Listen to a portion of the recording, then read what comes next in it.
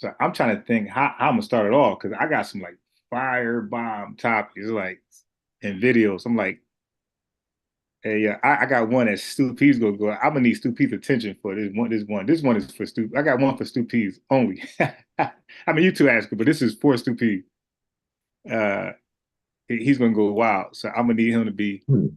attentive for that one. But so I'll skip that one and I'll go to this. So what do you guys think about? I'm not sure if you heard about this. We're live right now, by the way. So let me go ahead and share my screen. So have you guys heard of this? So it's the school shooter. I forgot the school, but the little kid shot up a school. She's the first parent in American history to be indicted based upon her son's action shooting up a school. Are you guys aware of this? Nope. Okay, so I'm gonna play this verdict. Watch this. So remember, Stu, this is huge. A mom is getting blamed for her son's murders. Black community better be crossing their fingers on this. All right, check this out. So let's see if what happened to her.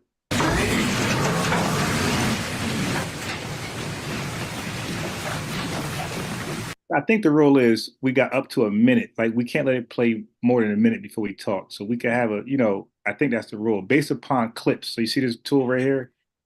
It Mm-hmm. don't have it, but it's a clip right here, and they won't let you go past a clip. So you can clip any video on YouTube. It's not an option here, but most videos there's an option. But the clip you can't do it longer than a minute. So I'm thinking that's the rule. You can play anybody's video up to a minute, nothing more, without starting all over again. Commentary. So this is her lawyer, right? I don't believe her lawyer was like a good lawyer. I think she might have got a divorce attorney to like defend. I'm trying to tell you, bro. If y'all watch her arguments, I don't think this was her specialty. If we Google her name, I highly doubt that she's like a this type of attorney for cases like this. She was Oh, off the woman is a lawyer. right here, right. This was her Yeah, lawyer. Bro, I'm telling you. So she over it already. yeah, let me take an example. Well, Tasha K, her lawyer wasn't the lawyer for like lawsuits. So that's why like she really didn't have nothing, like nothing to say. It was just like a walk in the park for Cardi B. Other lawyers don't believe Tasha K would have been would have owed that much money with a competent lawyer on that thing. See, every lawyer can't just defend everything. They got to defend what their Right, specialty. Uh, uh, Divorce attorneys can only do divorce. They can't go to criminal. They can't be a criminal attorney and be like good, and vice versa. Criminal attorney don't go and be a divorce attorney. So anyway, Tasha K, the experts are saying, the lawyers are saying she did not hire an attorney for like civil suits. She got some rinky dink attorney that was probably cheaper for something else. And everybody's saying, all the attorneys are saying that she owed all that money because of her attorney. She didn't know what she was doing. She wasn't that well trained in that. So I believe, based upon her arguments, not just me, they got a whole chat, right? They got a whole chat. They got a whole chat, and they got some like the moderators be lawyers, so and they got commentary. So here we go.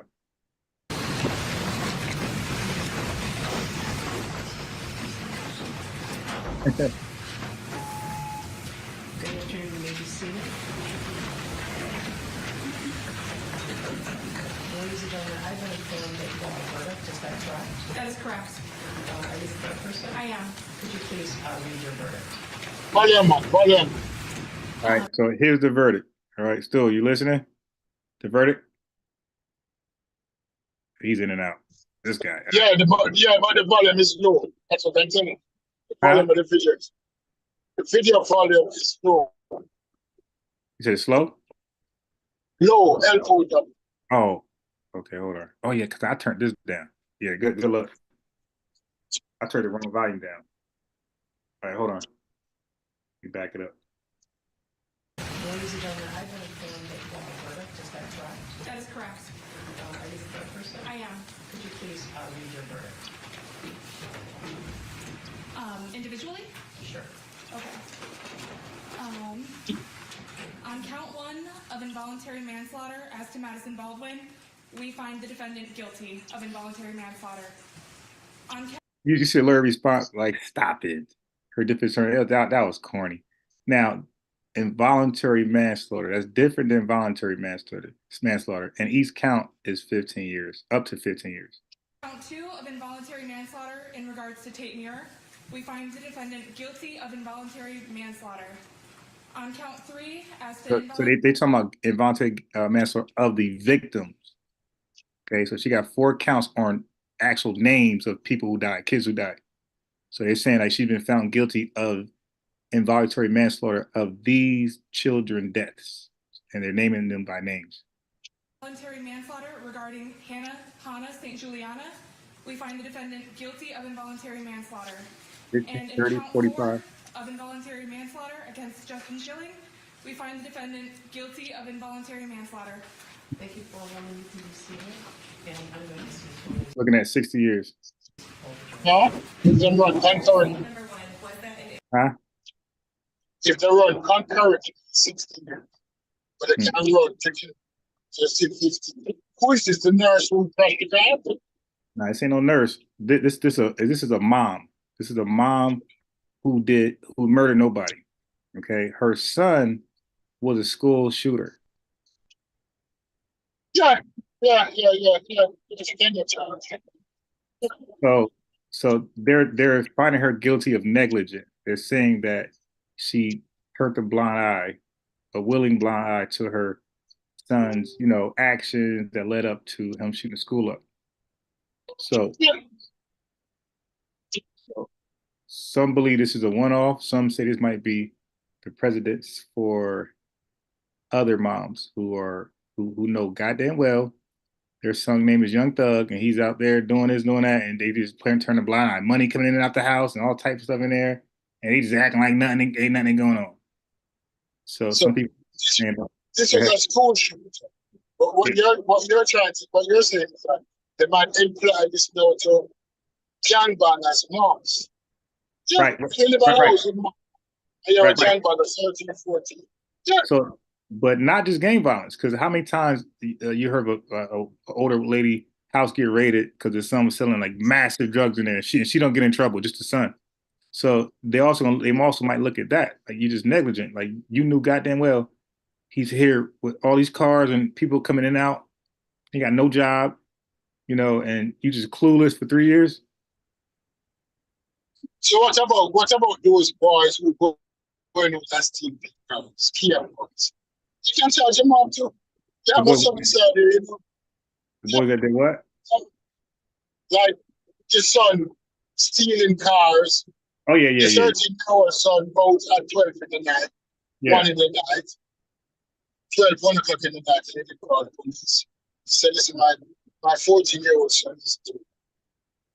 Yeah, so the reason why this mom got really hooked because the son has text records of him telling the mom, "Hey, ma, I might need some help. I'm having some I'm seeing dead people, all type of, hey, mom, there's ghosts in the house." So he was asking his mom for help. So it might be, I'm gonna add the full picture. So that's what the negligence is. They're saying that she never got him the help that he was desperately crying for, and man, like they asked her, the defense attorney asked her, the state asked her, "Hey, would you do anything different?" She said no. Like I was like, well, I know that was a two-edged sword because if she said yes, then they're gonna say, so you fell short. You know what I mean? So it was like no way to answer that correctly. But when she said no, damn, like people died, and you don't want to do that over. That was an imprint in my head and everybody else. Like, you wouldn't do nothing over? You just let the four kids just die? Did she know that he was going to shoot? No. Did she know that he was having mental health problem? That he was having issues? Yes, maybe. But a lot of people have problems. A lot of people have those problems. Not limited only to her son. So probably that's what she was faced. She said, what is she supposed to do? Oh yeah, so let Um, me add this. Let me add some more details here to stir the pot even more. So after he was saying he had these seeing ghosts and all this type of stuff, he was bought a not. So he was at the shooting range already. Like he like 15 years old at the time with his dad shooting a 22 millimeter, whatever. Yeah, 22 millimeter. Then he wanted a 9 millimeter. Now this is the little boy, 15-year-old. I don't know the obsession of white parents and they're taking their kids to gun ranges at like 10, 11. I don't know the obsession with that. But anyway, he's shooting a 22 millimeter, but he wanted something stronger. So on Christmas, they bought this boy. Now, by the way, he's not doing well in school at all. So it's not like he's an A student. Like, nah, he's doing terrible in school. So they went and bought him a 9 millimeter, and his mom was on Facebook bragging about it. So now he got a stronger gun. And here's the icing on the cake. He drew a picture. Like he has this journal where he talks about all of his plans. He's gonna shoot up school, shoot up school. I need help. I need help. So like the state is trying to convince the jury that like there's no way that you didn't look in that journal. It's in plain sight. It's not locked up. It's there. And he's talking about shooting school, shooting school, shooting school. And the mom used to like check for him and see he's all right, okay. Like almost like this was the day to shoot the school up. Like she didn't hear from him.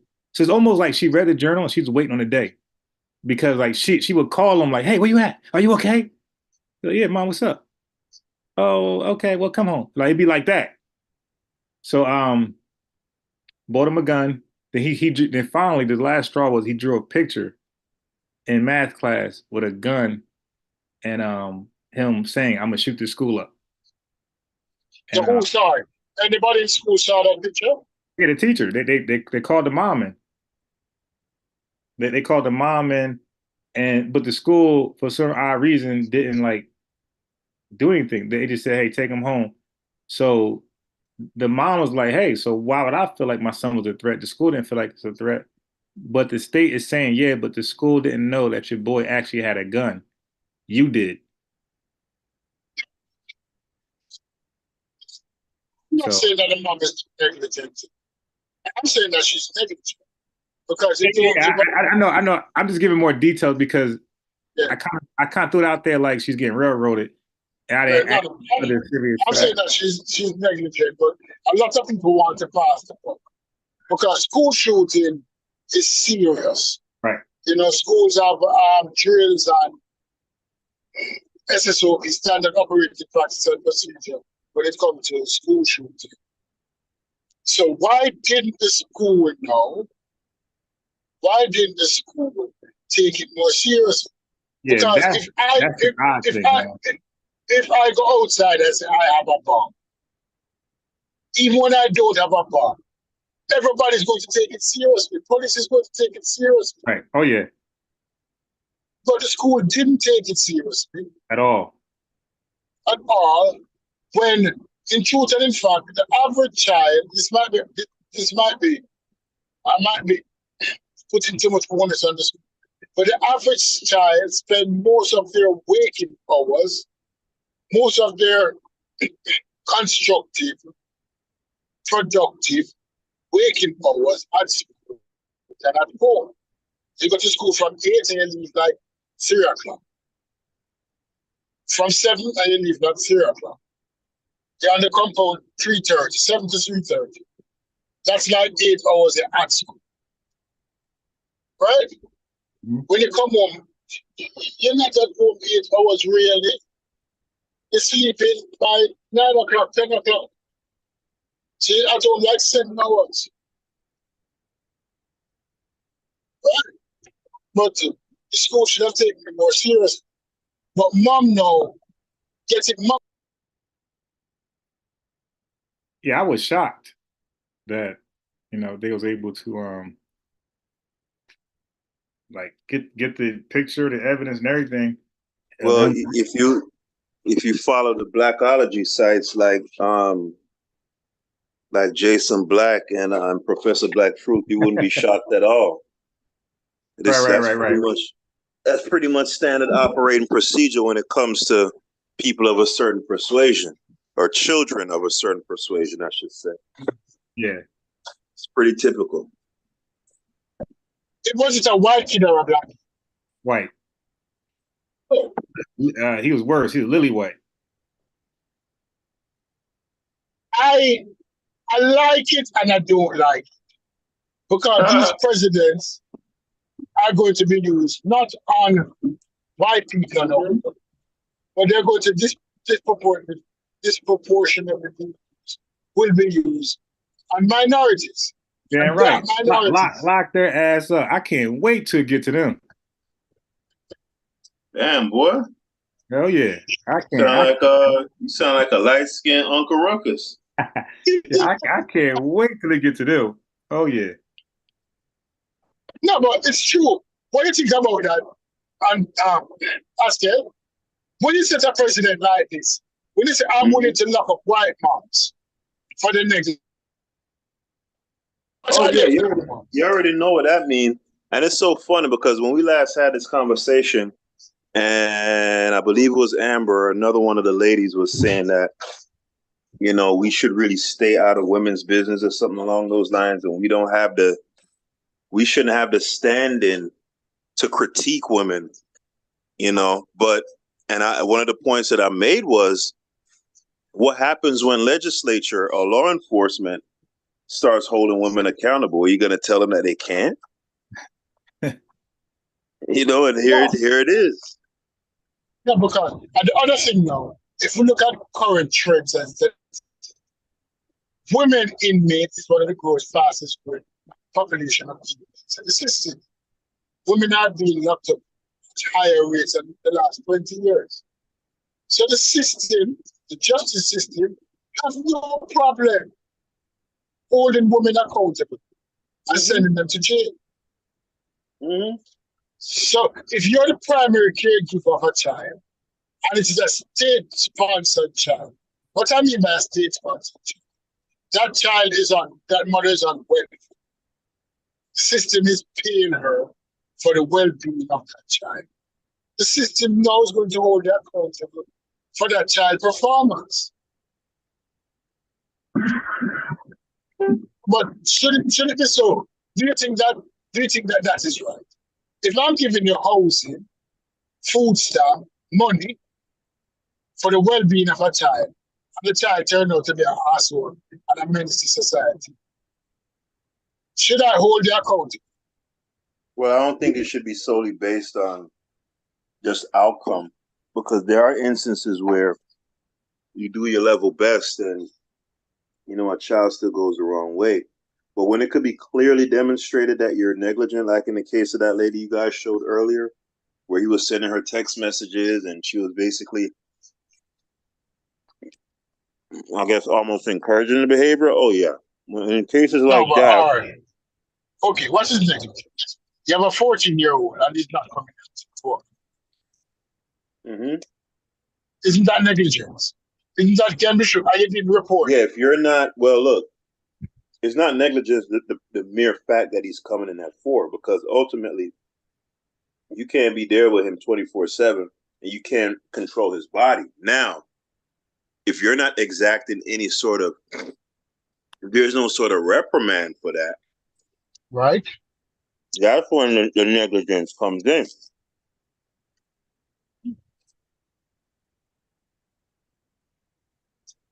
My thing is this.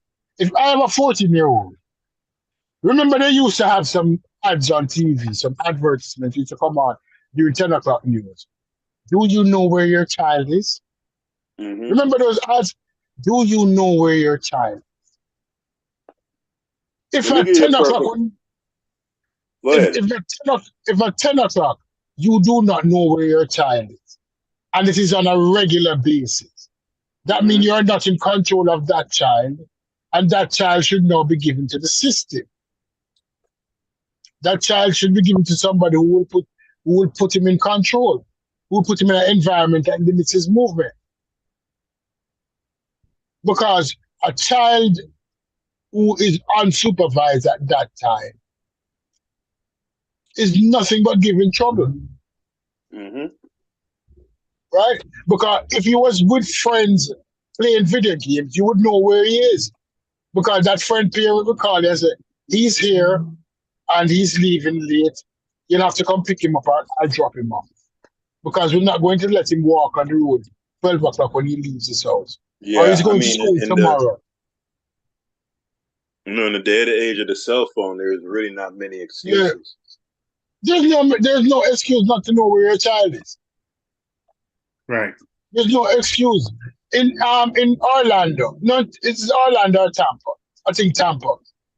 You had children who had this habit of stealing cars and going on joyrides. 12, 13, 14-year-old, 5, 6 of them in cars.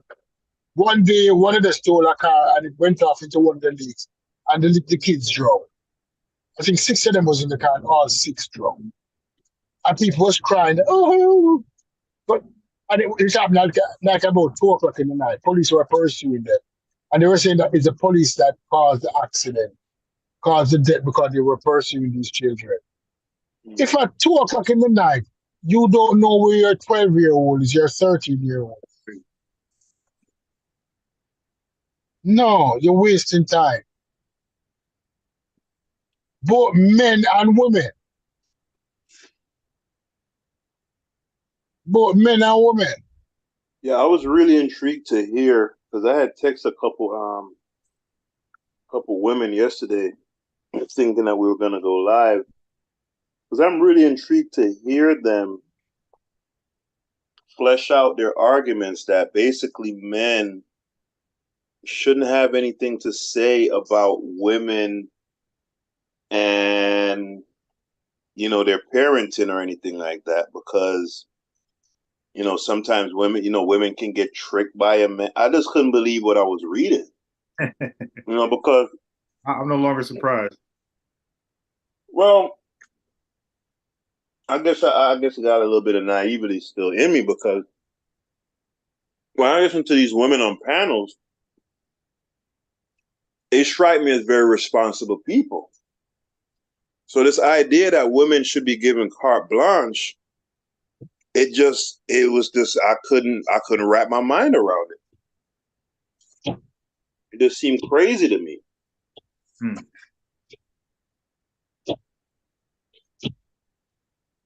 My question to you, how can you get tricked by a man who comes to you and tells you that he has 4 children already? And then you found out that he has 8. The mere fact that he has 4 already should have 4 already. to be a partner. So we won't talk about, and I found out he has 8, and now I have 2 for him, so he has 10 kids. He told you he has 4. He should be ineligible as a partner because you will ask him now, how much baby mother? Well, 3 baby mothers. I'll ask him, then you'll have to ask the question, is your last name Cannon? Are you worth $700 million? Nick Cannon can have 20 baby mothers because he's worth $700 million. Right. Dang. But the average dude, according to the American census, the average person works $45,000 a year. Who's working $45,000 a year, sometimes less, cannot, under no world that you and I know, afford 4 children or $40,000. It's not happening. Yeah. It's not happening. Yeah, So explain that to me. This whole idea of being tricked. I'm not going to lie. In a lot of ways, it was very offensive to me because it presupposes that women have this kind of gullible disposition, and I know they don't want to. They don't want to. I know you don't want to. They don't want to cop to that. Surely, right? If you're of the opinion that women, from a cerebral standpoint, are just as capable as men, and then not only that, typically women tend to be more socially calibrated than men. Right? Your average woman can run circles around a man socially. So it was really offensive to me. These women choose a lot of those situations a lot of times because it's tantalizing to them. It's exciting. It's dangerous. Nobody's getting tricked. Like, come on, man. Come on. I mean, Oh, oh. All right. So since we're on this, this is for Stu P's at Haskell, but this got Stu P's name written all over it. Of Zycuria Robinson. She was 5 years old, 3 foot, 7 inches, and 39 pounds when she suffered over 30 separate injuries to her body. So hold grasp every last word she says. Okay, 5-year-old girl. From her head to her It will be Florida Haskell. right, wouldn't it? I gotta watch out. toes at the hands of this man. Head, shoulders, knees, and toes. That's what she pretty much said. The truth about this case So, and Haskell, I gotta say this. This is why, like, I'm really disgusted at like parents, and especially just moms, not really instilling in their children, both male and female, but definitely the female, because they are normally stuck with the kid, right? Especially our society, like that's very realistic. I'm very disgusted that parents don't. It's almost like OGs not painting a picture of prison to the young dude's head. Mother, Mm-hmm. we hate them for that, and mothers don't paint how painful childhood it is for any parent, and definitely a goddamn teenager, a young woman. Period. All right. I'm Mm-hmm. 40. I'm 40, and look, I'm only saying this by what I'm experiencing at damn near 50. I'm like, damn. I'm like, no wonder people be doing. I'm like, yo. So imagine having two, three, four, and I'm saying, like, so these young people ain't prepped for this. They think shit easy. Yo, you sleepy? She's not. Mm-hmm. She gonna yank you and throw stuff at you and point you and run over that, and you're gonna be constantly listen. It can drive you crazy in that moment to do something stupid. So to not prep stupid kids, because 18, they say their brains not developed. So and they say these are the mistaken years you do the most mistakes, right? The 18, 19, 20. So if you don't prep them from something as serious as it shouldn't be, oh, Raheem got me pregnant. I'm having a baby. It should be Raheem got me pregnant. Shit, can't have this baby. You dig for the circumstance, my sanity, but the difficulties. I'm probably going to be in perpetual poverty because that's a stat. Yeah, baby daddy, baby mama's usually in poverty. So like Mm-hmm. these are the realisms that's not preached. Like it seems like it's like the drug dealer. Like, everything is just the game member. Everything's glory and good and all the good Mm-hmm. things, motherhood, all the good things. Hey, he gonna pay child support? No, he's not. These moms don't get paid. Yeah, I mean, it's just the social climate we live in right now. I particularly with women, and it's not entirely their fault. It's kind of socially engineered because they're told at every turn that they could do everything, be everything, and that life is just one continuous party. It's just nonstop fun. But the biggest lie is I can do it by myself. What like look, I'm doing it by myself, but I'm like, I got one. I'm like, yo, this is tough. Two, three, stop lying. Like you just a fucking liar at this point. I mean, you could do it by yourself. You could do it badly by yourself. Yeah, but you can't, bro. It's no, you can't even do that. No, No that's way. what I'm saying. You can't do it. You can't do it adequately by yourself. Yeah, You could do. but what are you actually doing by yourself? Because you're getting government assistance. Like, what are you actually doing? You're getting free daycare. What are you actually doing? You're getting food stamp. What are you actually doing by yourself? And you're not home most of the time. So what do you got a babysitter? And so what are you actually doing by yourself? You are doing nothing by yourself. That's what you're actually doing. You're doing nothing by yourself. Everybody's helping you. You're doing nothing. So it's a lie altogether. And Right. like I'm only expressing that because I'm like, I gotta talk about this. This is the side that nobody wants to talk about. But still with Haskell, it's because, like you said, the image, they're told, hey, strong women can raise kids by themselves. Now, only black women are told that. Nobody else. So it's like a badge of honor now because now if I can't do it by myself, it's a sign of weakness. Okay, I'm not strong because I can't do it by myself. So I'm gonna just lie so I can do it by myself to uphold this fixed, strong woman. That's the goofiest idea ever. You're not realistically, you're not doing it by yourself. Everybody's helping Mm-hmm. you. Even me, like I'd be lying, like I'm getting help. I'm getting help. So look, you know, life and societies in general are interdependent. Nobody does anything by themselves. Like that's just not how life works. Like here in the West, like that thing, that's sold to people because it's really a way to it's a good way. It's a good way to manipulate people. But that's not how life works. Nothing, nothing, nothing in existence subsists by itself. It's just not how. When you hear people talk like that, they just don't understand life. They're completely out of touch with reality. okay, so let me do this right here. Okay, so now this is going to discuss you. The state of Florida's job, our job, is to keep each and every one of you from the mind-numbing anger that will fill you as you look at photographs of bite marks on her arms, Bite marks.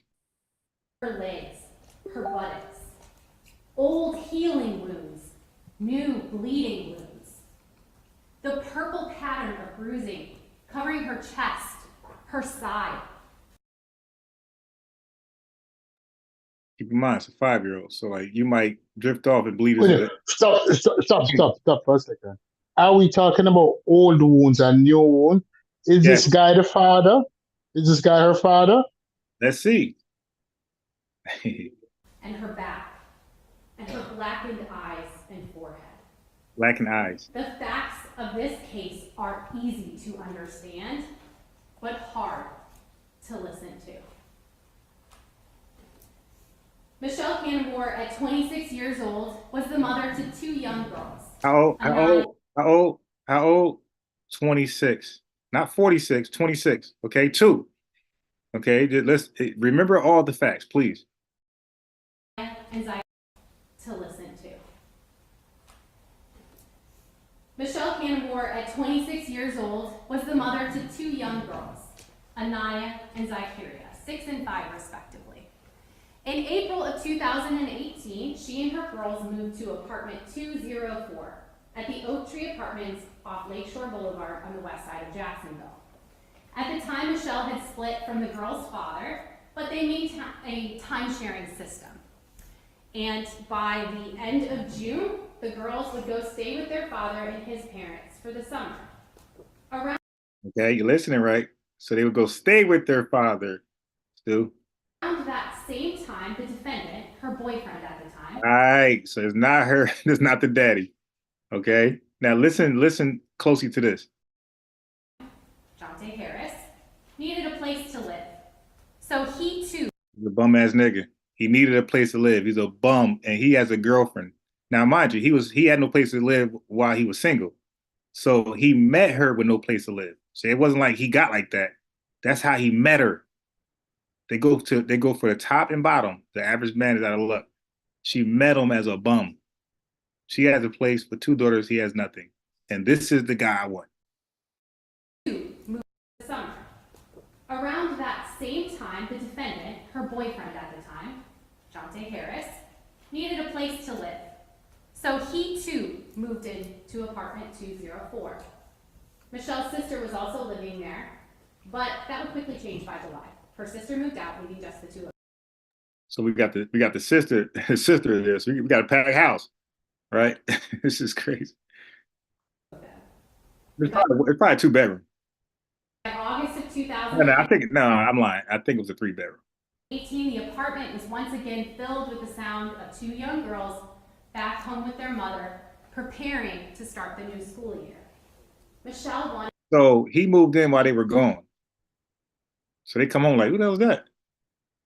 This to be her little family, her little blended family, where the defendant stepped into the role of stepfather and man of the house. But over the course of just a couple of. In the Black community, the boyfriends are like responsible for almost damn near all of the molestations in the Black community. And somehow the guard is always down. Here's my daughters.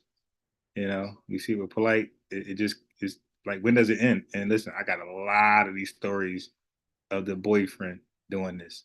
A lot. Months, Michelle would realize that her idea of a family, her idea of raising children, was drastically different from his. You all will hear from Michelle Canmore. She's going to take that witness stand, dressed in a gray jail uniform. And she is going to tell you that she has pled guilty. She has admitted her part in not stopping the torturous abuse inflicted upon her own daughter. She will explain to you that as she sits there, she is facing up to 30 years in the Florida State Prison.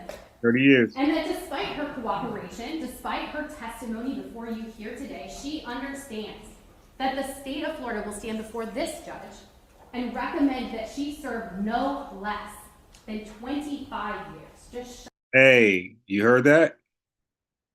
25 years. That's the minimum. That she served no less than 25 years, just 5 years shy of her maximum in the Florida State Prison for her inaction, for her failure to protect her own daughter from the defendant.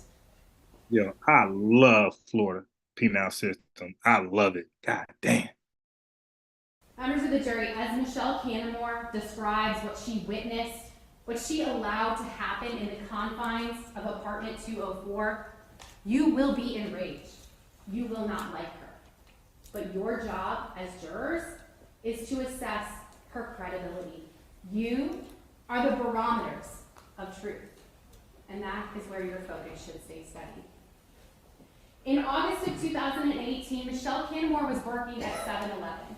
She didn't have a car for transportation, so each night that she worked, she would walk to the bus stop and take a 45-minute bus ride. No car. So if you're gonna date a dude, you got no car with two girls. I mean, at least date a bum nigga with some wheels. God damn. What happened to I could do better by myself? Or I could do bad by myself, whatever.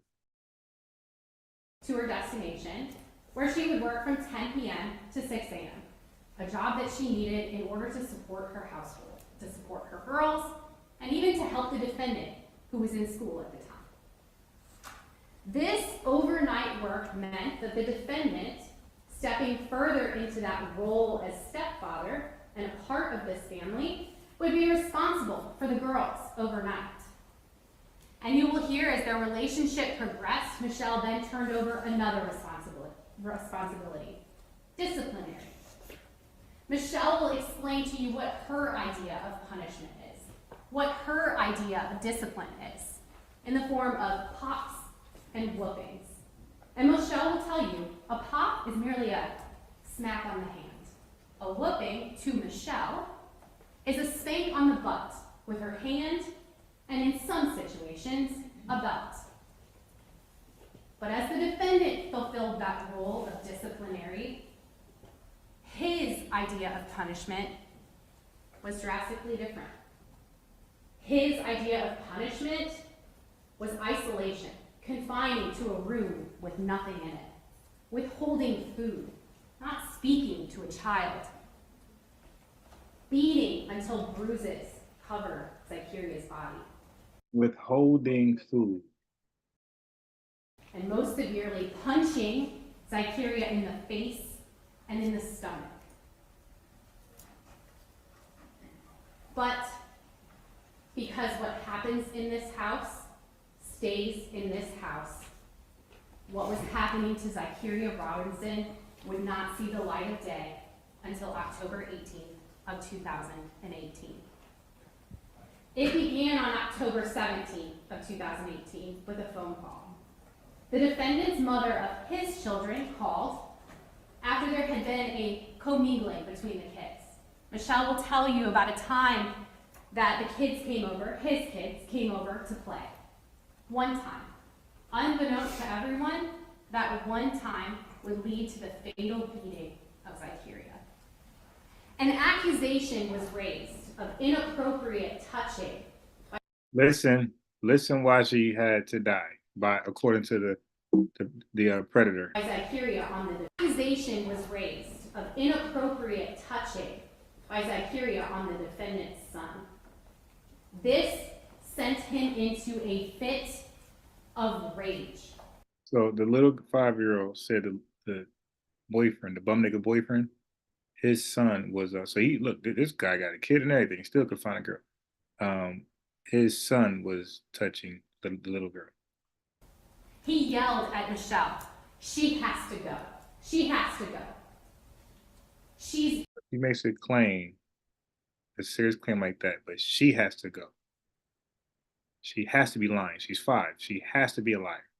She's a 5-year-old liar, according to the predator. promiscuous, a 5-year-old. He said the 5-year-old was promiscuous. This is the justification of why his son is innocent.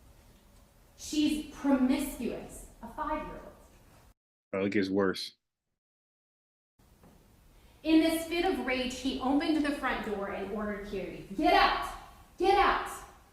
A 5-year-old into the darkness.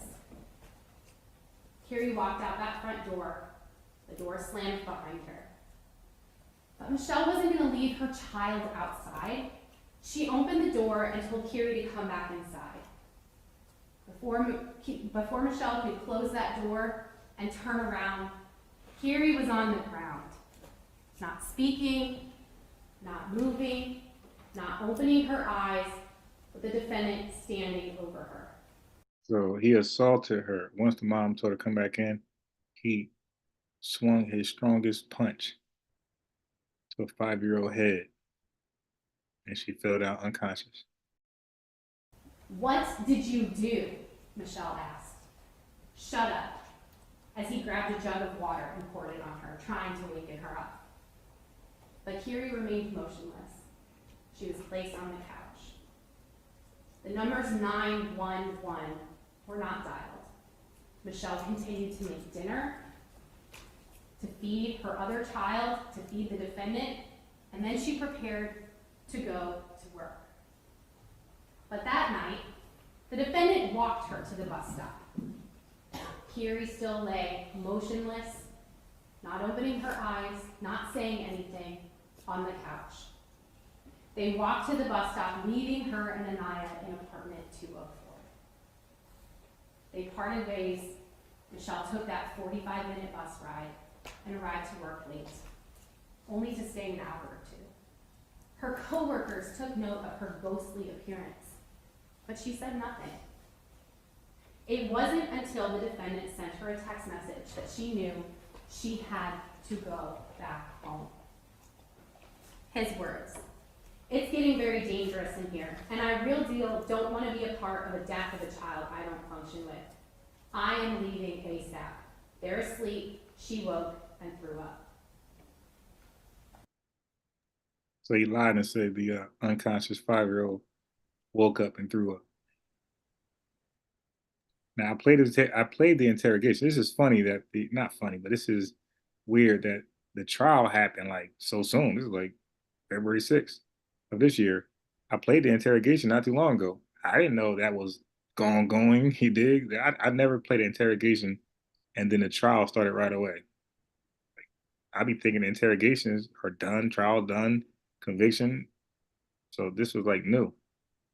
We watched an interrogation and it was right here, go to trial. Michelle didn't know what had happened in apartment 204 after she left. Why is he talking about a death? Why is she throwing up?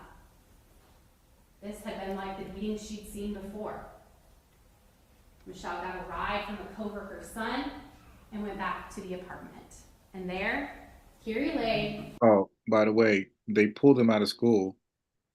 The mom pulled her daughter the 5-year-old out of school because the dad was beat on her so bad that they didn't want the school officials, the daycare, to see. The teachers are asking questions. Right. That's why they pull her out. Did you catch how she met him? No, could you tell me? I have Homeless. to. Yeah, he was homeless. He was He was what? homeless. He was homeless. He needed a place to stay.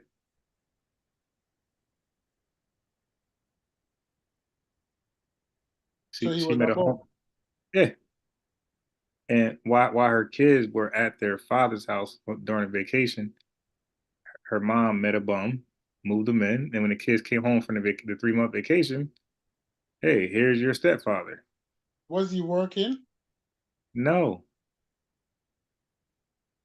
you know what he did? He kicked one of the girls out of it. I think it's a 3-bedroom apartment, and he kicked one of the girls out of it because they're 9 and 5. So he kicked the 5-year-old out of her room and moved her with the 9-year-old so he could make that room a studio. He's trying to be a rapper. Okay. So she brought a rapper home. Right. And she's Oh, funding the rapper. She's funding the rapper. the question I'm going to ask her, where's the accountability? Yeah, well, the penal system held her accountable. She served she pleaded out and she's going to serve no less than 25 years. Okay. Oh. So when other people talking now, when other people talking, yeah. So the penal system said what Stupid said. Instead of instead of the penal system gave her 2 to the head, they gave her 25 years or more Right, right, productive years. So when she come out, she'd be closer to 60. She'd be right. an older man with a dry up saw. Mm-hmm. Oh, So angry thing coming out. right, so the penal system held her accountable, but stupids can't hold them accountable. Nah, you can't. Stupids don't have any place to lock you up for 25 years. Nope. Penal system says I have a place where I can take away your best years, your Yep. most youthful years. And guess what? By the time you get out, your daughters ain't gonna know who the hell you are and don't even care to know who you are because that's 25 years. The youngest one be the other one dead, but the surviving daughter will be 34, turning 35. So the surviving daughter will be 35. She'll have her own kids, family, and everything. She will not want you around her kids Oh, at all. because she'd say, I don't want that. Don't call her grandma. Don't even dare call her grandma. Right? Oh, there's more. Still motionless on the couch. So the bum dude has another. He has a. So with her, he has no kid. He just met her, but he has a kid by somebody else. So like women love this bum guy. So he brought his son. I don't. They never said how old the son was, but he brought his son, and like for some reason, the stepdad, had a problem with the 5-year-old, and you'll find out why in a second. So the 5-year-old accused. So this is the night she died. The 5-year-old accused the stepdad's son for touching her. So the stepdad knocked her out, like he would hit a grown man. A 5-year-old accused that the stepdad's son was touching her. He called her a whore and then knocked her out, killed her. So they're going over the unconscious state of the girl by when he knocked her out. So he had a 5-year-old who had a tendency. Yeah, that's what he says.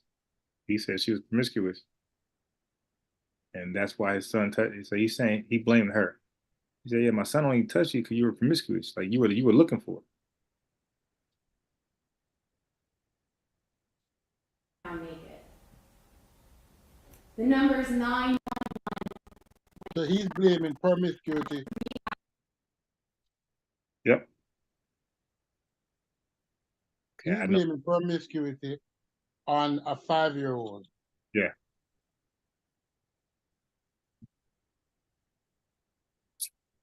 Yep. Hold on. And I know I got too many tabs up, but these tabs are like things we're gonna watch. Had been knocked unconscious. The defendant proceeded to try and wake her up, shaking her, placing her on her mom, dunking her in a bathtub of water. Finally, sometime after 4 a.m., after Kiri's... You hear the real details. So it's funny because I watched the interrogation, so I heard his lie. But now I hear the real details. So what he said was, he said that she was in the bathtub and fell. So, because he got to explain why she's wet. So he told the officials that she fell out the tub and hit her head and died. So that's what he's trying to go with. But she died and he put her in the water, trying to like wake her up. Breath was fading, her pulse slowing. She was still motionless. Michelle dialed 911. Help, my baby's not breathing. Soon after, the Oak Tree apartment complex would be flooded with the help that Kiri needed so badly months before. Lieutenant Roundtree of the Jacksonville Fire and Rescue Department was on the engine that went to Oak Tree Apartments. He rushed from the engine into the open door of apartment 204. There he found a lifeless child soaking wet and naked on the floor. Without hesitation, he scooped her up and raced out the door to be met by Captain Gordon with a stretcher. Both of them will describe to you the agonal breathing, a gasp for air in, a long pause, followed by another gasp for air in. Given her weak pulse, her gasp for air, they knew that this was serious. They started doing CPR and intubating her. And as Captain Gordon sat at Zycuria's head, he started to notice this wasn't just a child in cardiac arrest. He started to notice the bump on her head, her blackened eyes, the scarring, the bite marks. This was serious, and they needed to get her to Wolfson's immediately. Officer Griffin and Johns were also a part of that parade of help that went to the Oak Tree Apartments. And you'll hear from Officer Johns, who observed after the fire engine and the ambulance left, Michelle Canamore, the defendant, and a young child standing on a sidewalk next to a red car that his police cruiser was parked behind. Thinking that that was their car, he said, "I'll get out of your way so you guys can be on your way to the hospital to be with your child." In that moment, he learned that they didn't actually have transportation. So he took Michelle and her daughter. Officer Griffin took the defendant to drive them to Wolfson's to be with Zycuria. A very brief interaction, but one that will forever remain in the minds of Officer Griffin and Officer Johns. The defendant's flat, emotionless demeanor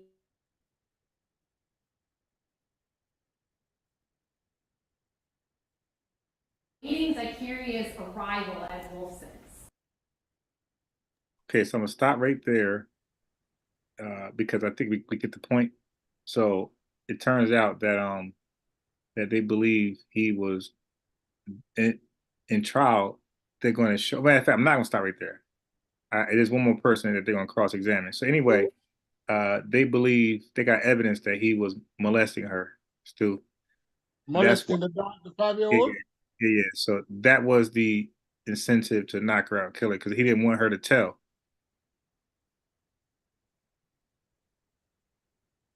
Okay, so this is him right here.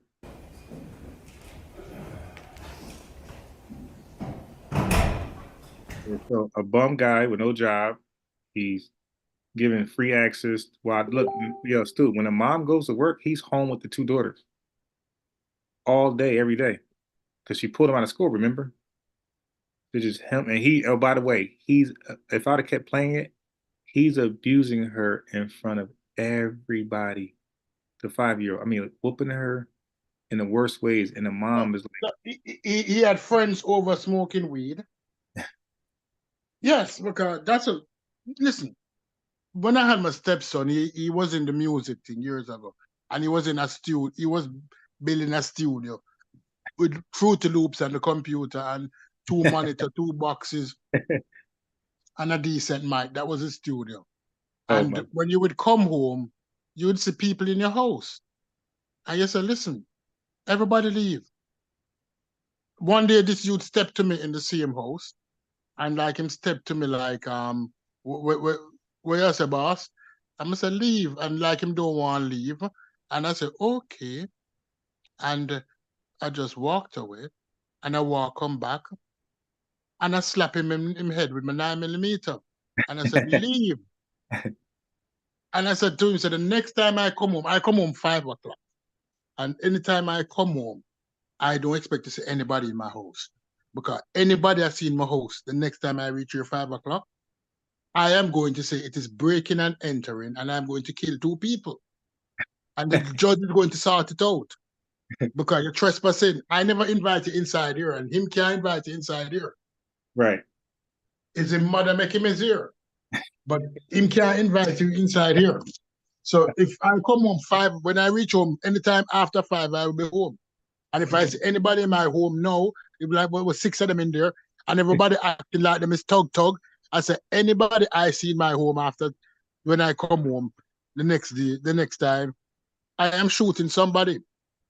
So either you shoot me before I come into my house, but you know that it's dead people going to be in here. I never see nobody after that, but them can't come there. So I know that dude had people there all day, smoking weed, rapping, doing all kind of bullshit. Hell nah, they holding freestyle ciphers and shit all in the house. Yeah, all day. Freestyle All day. ciphers. Come on, your house smell like weed. Unbaised. Imagine you hard at work all day, nigga. You come home, niggas beating on your damn kitchen counter and shit. Bro, I'll be like Stu Peas. I'll be like Stu Peas. I'll be like, yo, listen, man. I bet I see y'all again. Hey, nigga, you come through the front door, niggas ask if you want to join the cipher and shit. Yeah. Y'all almost choked.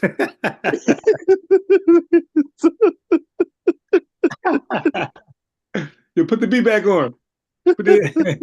So no, she had this dude in the house with a 5 and a 2-year-old. She come back and she said bite marks on a 5-year-old.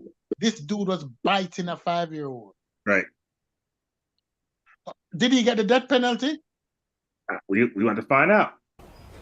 Because he's getting the death penalty. Thank you, everyone. May be seated. Stay quiet. Does David call Michelle Canamore? But this ain't the verdict. The verdict is next. I'm just showing you the trial. The last day of the trial. There's only one day. Then a verdict the next day. They heard enough. All right. So now their star witness is the mom, who won't come home. Look how big. She got the leg irons on. Look at this big wildebeest, man. Oh my God. He loves me. He said he loves me. Look at that back. Man, look at that back, bro. Yo, the Chiefs need help, man. They need another defense lineman. I think there's hurt. This chick right here should try out. That's Stu Peas right there. Stu Peas all over that. Not the cornrows in the back to hide the BDB. BDB. Oh man. He's, what's the one who stands in front of the quarterback? What's his position? The center. I think that's left guard. Oh, center. Yeah. She's a center. God, look at this big wildebeest, man. Hey, that quarterback not getting no time. Bro, she ain't got no neck, bro. Yeah, just all shoulders untrapped. 0 neck, bro. Look at this dog, man. Look at it. Got a straight 9-year-old out there taken care of by somebody else, and you out here in prison. Crazy, man. Just off yourself in prison, man. Just do the world better. Look at you. How can you live as a mom when you got to explain how you got there? Yeah. Keep in mind, she never abused her daughter. She's there for like the other moms. She's in there because of negligence. Mm-hmm. So remember, the last mom was locked up because her child, when she was negligent, shot up the school and shit. Right, she's in prison because her boyfriend, and she was negligent. So these women, that's a lie. She's not in prison because of her boyfriend. She's in prison because of herself. No boyfriend. She's in prison because of her action. Or lack thereof. No, her boyfriend is not the reason why she's in prison. She's in prison because she chose to go into prison. So look. So now this dude, so the prosecutor is telling the jury, she said, yo, the mom held herself accountable. She copped out. She gonna do no less 25. So she knows she's guilty. She said, "Why is this?" So basically, why is this guy fighting this? Like, why is this guy fighting? And then we're gonna use her against him. Like, dude, this is like, why? This dude got to be representing himself. There's no way he has a Probably vote. he probably looked at the amount of time they was offering. You know, they probably wasn't trying to work with him like that. And he just figured, hey, if I go to trial and get 50 versus take 30, really what's the difference? No, But what if it's a death he's penalty going though? to get a death penalty. That's why he went to trial. If it's Florida, he's getting the death penalty. Dang. Let's see what you got to say. I am so curious biological mother. Ms. Canmore, how old are you? 31. Are you from Jacksonville? She's been in five. She's been in jail for 5 years now. So that means the other one 14 now. All right, so 5 years went by. I was born and was held in Arkansas. Crimes, understand that that's punishable by up to 30 years in the Florida State Prison. Yes, ma'am. And you also understand that as a part of your plea agreement, the state, despite your cooperation, will recommend 25 years in the Florida State Prison. Yes, ma'am. That's just 5 years shy of the max. Yes, ma'am. This dog right here, man. Damn. Prior to that, did he know that you had kids? No. Did he eventually move in with you? Yes, ma'am. When? June 2018. And why did he move in with you? Him and his sister wasn't getting along. So you needed a place to live? Yes, ma'am. Okay, yeah, that's a red flag right there. Hey, I need to move with you and Bias because me and my brother not getting along. I'm gonna be like, oh, you a troublemaker. Like, I'm not gonna automatically think it's your brother. I'm gonna be like, it's you. Like, wait a minute. You can't resolve that? Why? Like, first of all, I'm the type of person, Stuart Haskell, I'm not lying, bro. I think y'all could believe me. I'm the type of person like, oh, really? Y'all not getting along? Let me talk to him. You ain't living here. You listen, you can live after I talk to him. I want to know his side. Yeah. Like, that's how I am. Yeah, I don't just take his side. No, sir. No, ma'am. Let me hear the other person's side. So if I were to date a girl and she tell me how bad my ex, oh, I'm single because my ex. Oh, really? Let me talk to him. I do that. Really? He's that bad? Let me talk to him. Hey, were you always like that, or were you in your younger years you kind of used to buy into it? Yeah. You know what? To be honest, I never really was like, I never really cared. Like, I'm talking about oh well, like it just turned over. Like I really didn't care about their issues. Mm. Yeah, I didn't care. Like, listen, you can lie all you want. I don't give a damn. Well, Yeah. no, not so much the issues, but I'm saying like, if a woman was saying, "Yo, my ex did this, my ex did that, da da da No, da," no, I never was the one that would sit there and be like, I was always like, I don't know, you say player. Like I always had that mind mentality, like Snoop Dogg. I grew up in Snoop Dogg era. Mm-hmm. It just ain't shit, but it didn't matter. It's like if my husband, he did it, he beat me up, or he cheated. Like okay, fine, whatever. Like what we doing? Like, and that was my mentality. Like didn't matter. Play some more. And June of 2018, you were at the Oak Tree Apartments. Yes, I was. When he first moved in, who was living in apartments? And when I was younger, growing up, we had a code, and it was like you never speak on a guy. So even though if he was doing that, like you never hate on him to win her over. So I would just listen.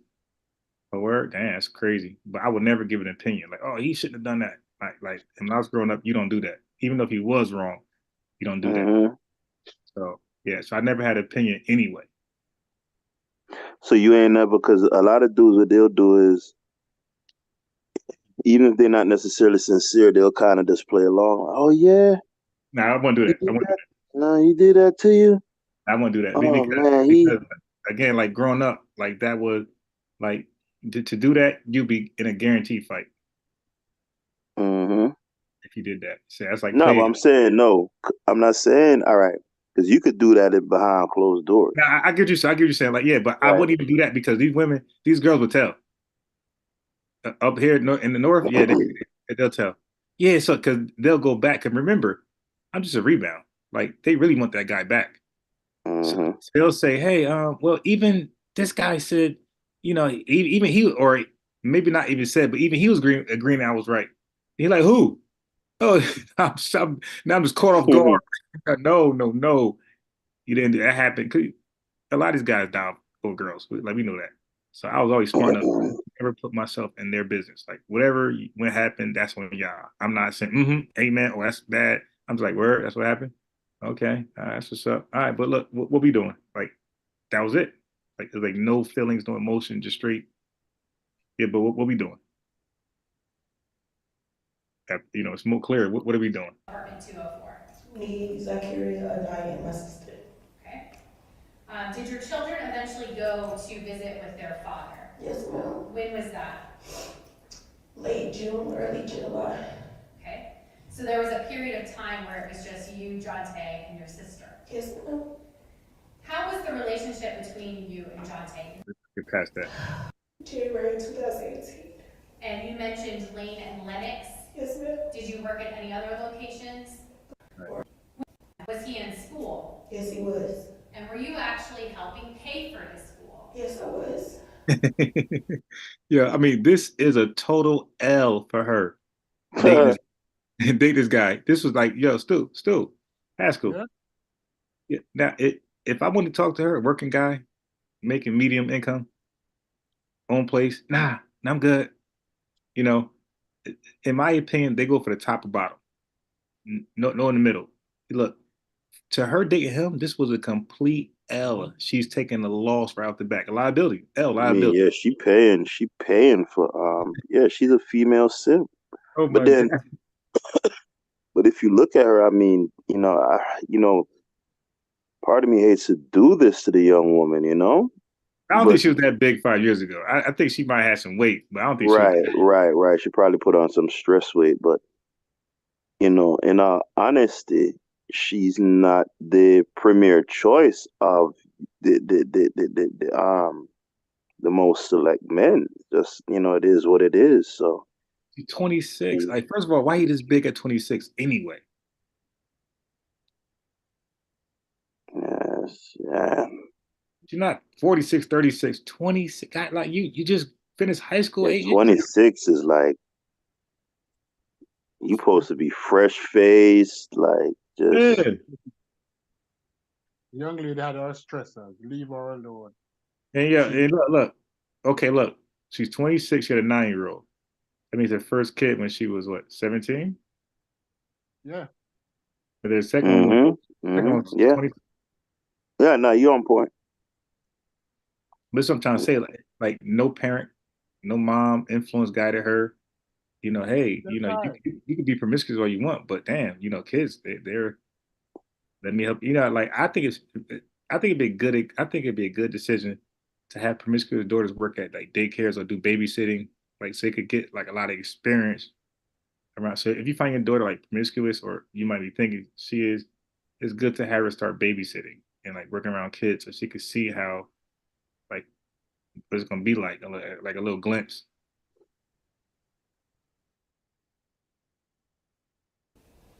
About a month after Jonte moved in, your sister moved out. She did. Okay. Did the girls come back to live with you? Yes, they did. When? Late. Early August. Okay. And why did they come back to live with you? They had to go to school. Were they going to live with you full time, or were they still going between you and their dad? They were living with me full time. Where was Naya going to school? At Highgrove Elementary. Like, can you imagine that, dude? If you're the father, like like Uh, he uh, he's actually let's be truthful. I need to tell me. go ahead. I need to look at her eyes. She's on the spectrum. Oh, okay, her the one that's on our right side. Yeah, I mean, obviously, yeah. And the dude wasn't the brightest. Young lady's on the spectrum.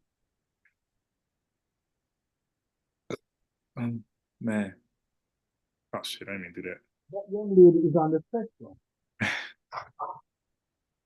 that. Yeah. She's 5 IQ points from taking the short bus. Hey, still, how you go from perfect?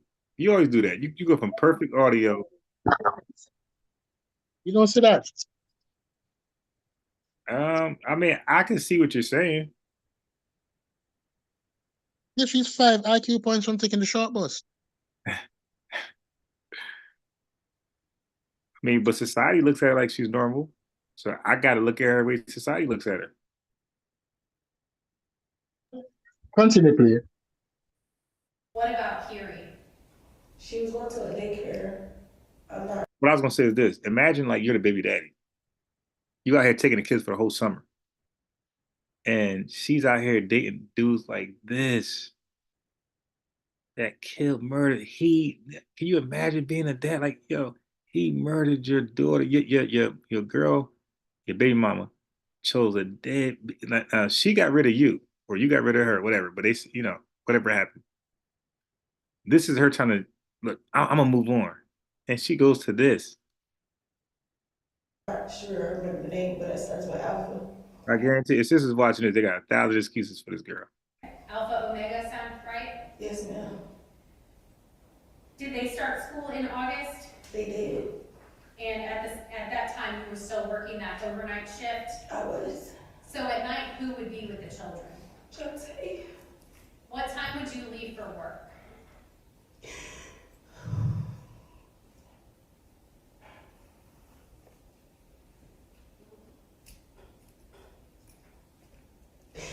Over the house at 8:45. PM? Yes, ma'am. How did you get to work? JTA. Say it one more time. JTA. The bus? Yes, ma'am. Did you have a car at the time? No. How long was the bus ride that you would take to work? It would come like at 9. And by the time I make it to work, it'd be 9:45. All right. Now, before you would leave to go to work, did all of you eat dinner together? We did. What about getting the girls ready for bed? That was my job. That was your job? Once you left for work, would the girls be asleep? No. Okay, so they would have time with Jonte? They will. I'm gonna take you back to states 23. We see 2 beds in this room, right? Yes, ma'am. Who would sleep in this room? At night, was like area. All right, were there times that Zacchaeus left in another room? She slept in the living room. Okay. In states 21, you mentioned that this was Zacchaeus' room. Why do you call this Zacchaeus' room? Because it was her room when I first moved in.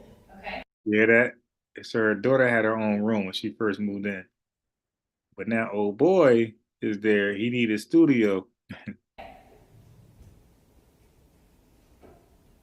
Was this room taken away from her at some point? Yes, ma'am. Why was it taken away from her? Because my sister moved in. So I let her use Zacchaeus' room at the time. Okay. But she's moving everybody. Like, why can your sister take the living room? Like the point of moving in is to like be uncomfortable so you can move out. Like you don't make them comfortable.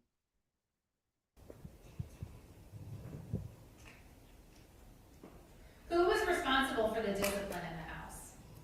In the beginning, I used to discipline my girls. Okay. Can you explain to the jury what your form of discipline was? They would just get popped, What does pop mean to you? like on the hand or on the butt.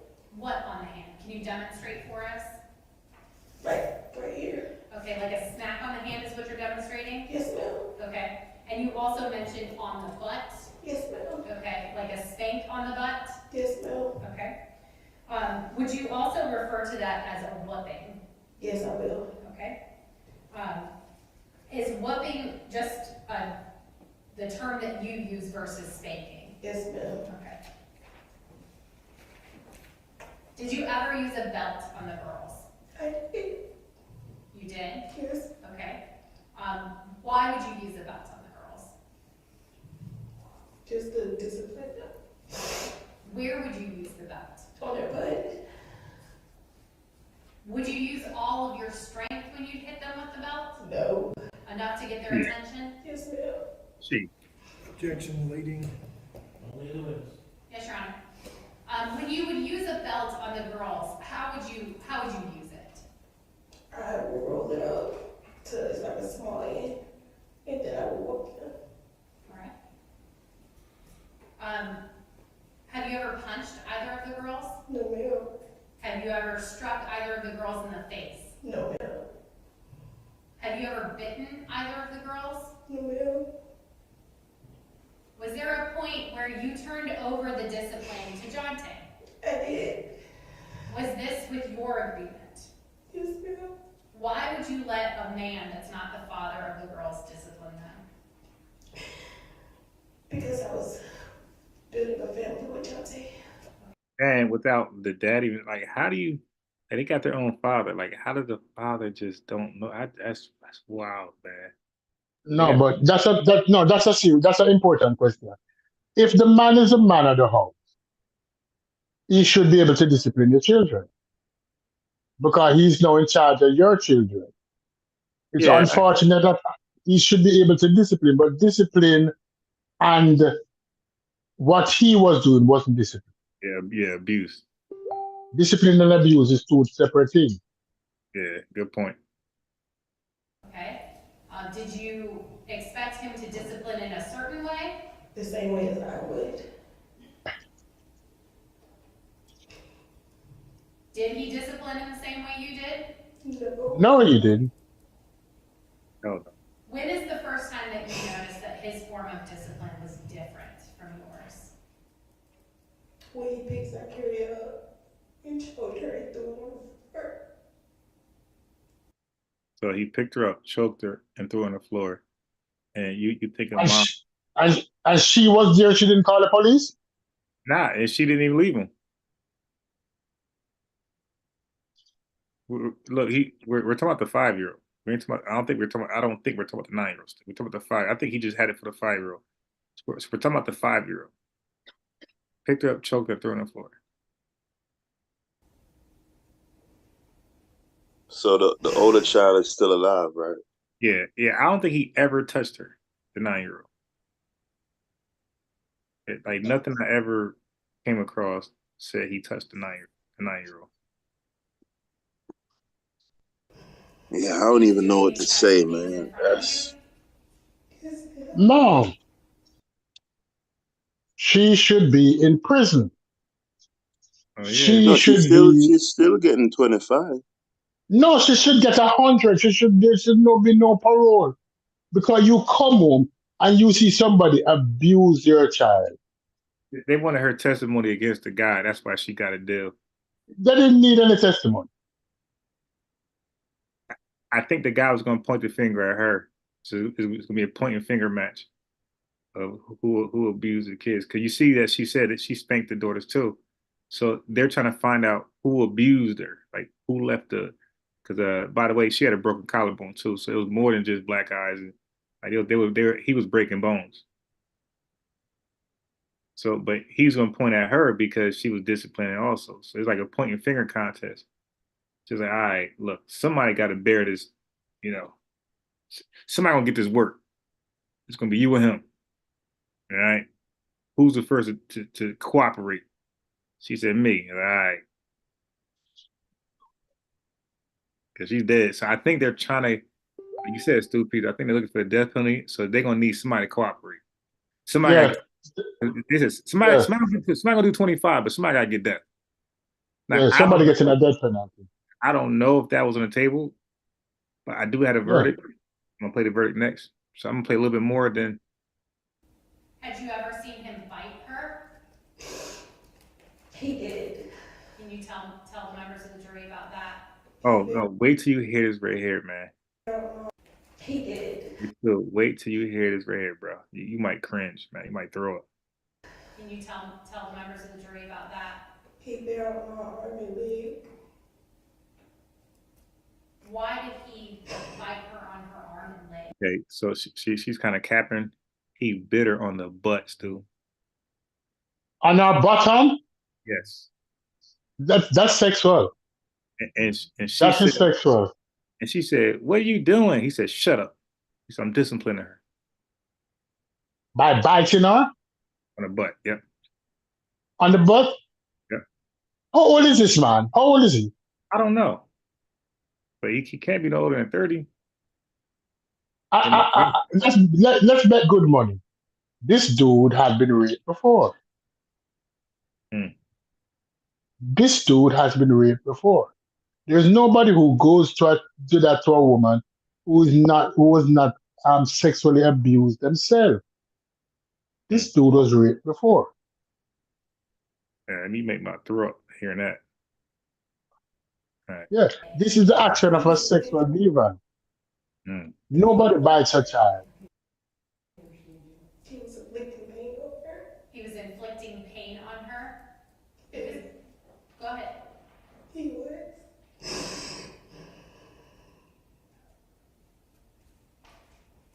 Did you say anything to him when he bit her? I told him to stop. And what did he say back? Shut up. Was that a common response? Yes, ma'am.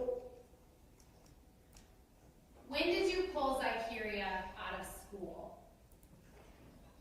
Late August, early September.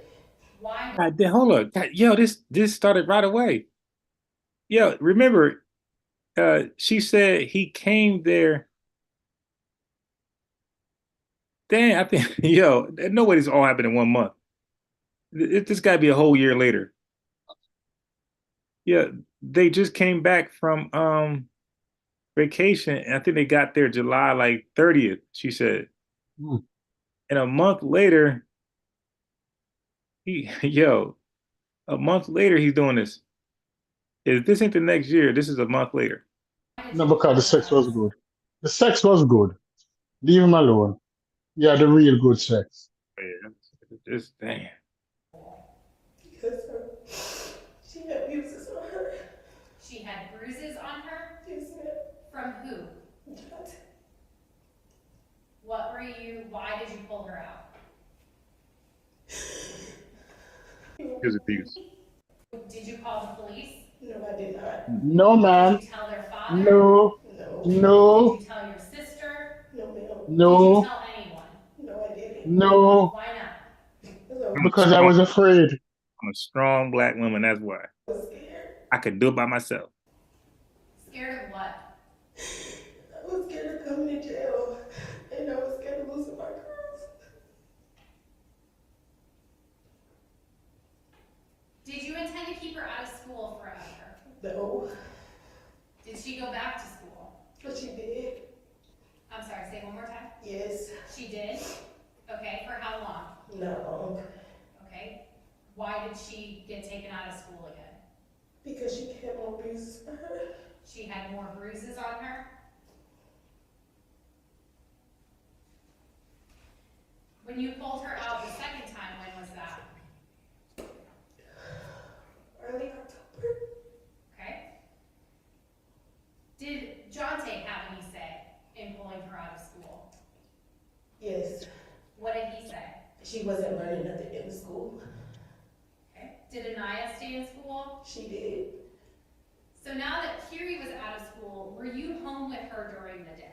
During the day, yes, I was. And were there times where both you and Jonte were home with her? Yes, ma'am. Now, you mentioned that Jonte was in school. Did he go to school every single day? No, he did not. In September of 2018, did you get a new phone? I did. Did Jonte also get a new phone? He did. Who purchased those phones? I did. Who was paying for those phones? I was. Look at Did that. the two of you text frequently? We did. Was it normal or routine for the two of you to text each other when you would be going somewhere? Yes, ma'am. Like if you got to the bus stop, would you send him a text? I will. What about when you get to work? Yes, ma'am. When you're on your way home? Yes, ma'am. Was the same true for him? Yes, ma'am.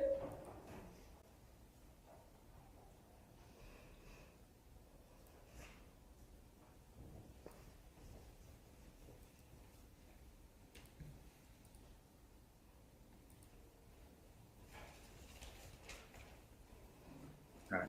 I think I'm gonna stop right there. I'm gonna get to the bottom line. Okay, let's see.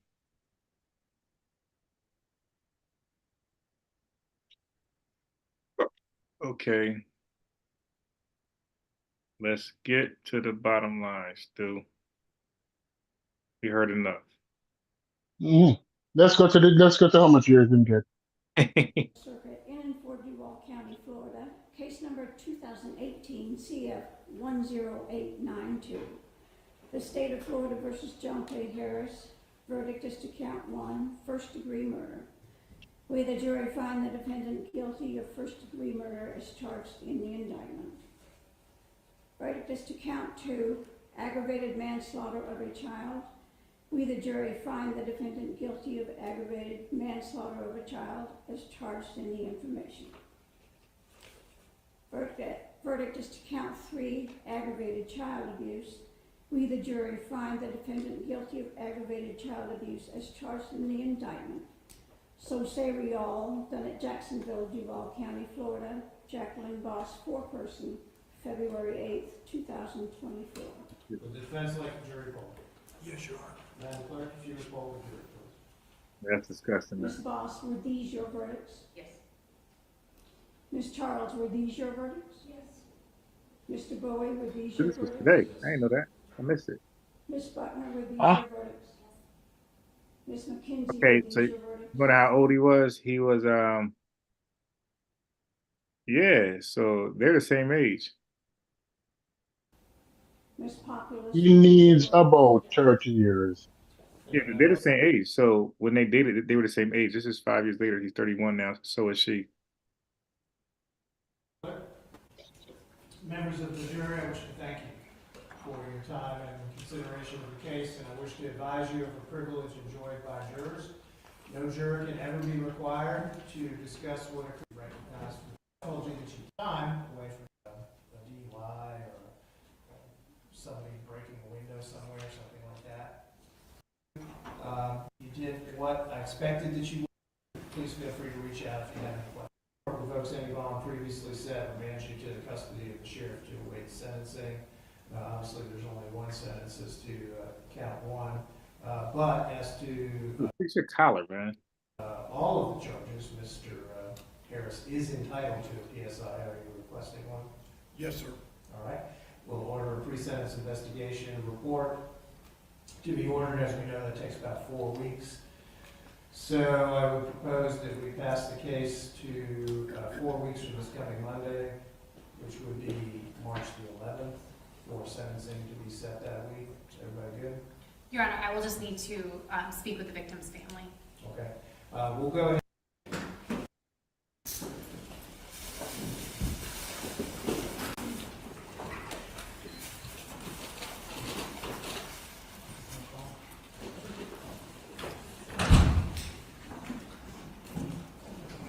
There you go.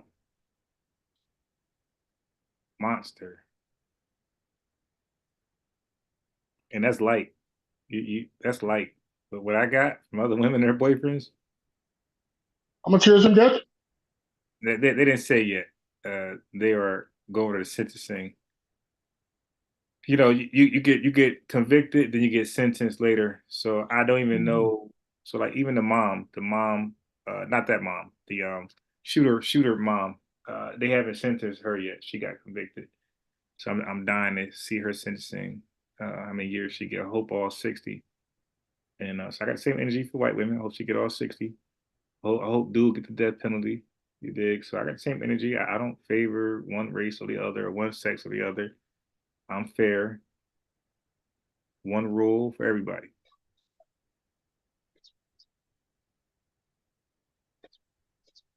So, have you been following this, dude?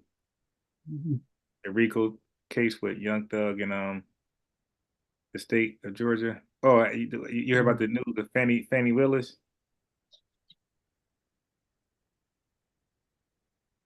You heard about her controversy? Her not even controversy, her scandal still, or Haskel. No. Who? So Fannie Willis, you know, the lead state attorney in Georgia. Oh, she's the one who was with the married man? Yes, she was screwing the special investigator who okay, so the special investigator comes in to replace the state appointed investigator because they feel like the state attorney investigator has a bias. So like if she had So if they why she didn't recuse herself? okay, she said she don't want to. She said like nobody could legally make her like she But said isn't that a conflict of interest now? No, she has to recuse herself. she said that there's no law that makes her step down. She said that's if she wanted to and she's not gonna do it. So you mean that she don't have no integrity whatsoever? Well, if she That okay. between the two of them, there couldn't nobody No, could say, listen, I this is said a conflict of interest. no, but that's what I was trying to explain. Pillow So talk. no, but that's what I was trying to explain. Like she's the lead state attorney of Georgia, and they only bring in a special attorney, state attorney. They bring in a specialist only when they feel like the natural Georgia appointed one has a bias on a case. Mhm. So they have a specialist come in because the specialist has nothing to have don't have no relationship with the other one, so there's no bias. But she's sleeping with the guy who's supposed to have no bias, and that was them and trying to indict Trump. Remember, they brought in the black guy because they're trying to say Fannie has a bias.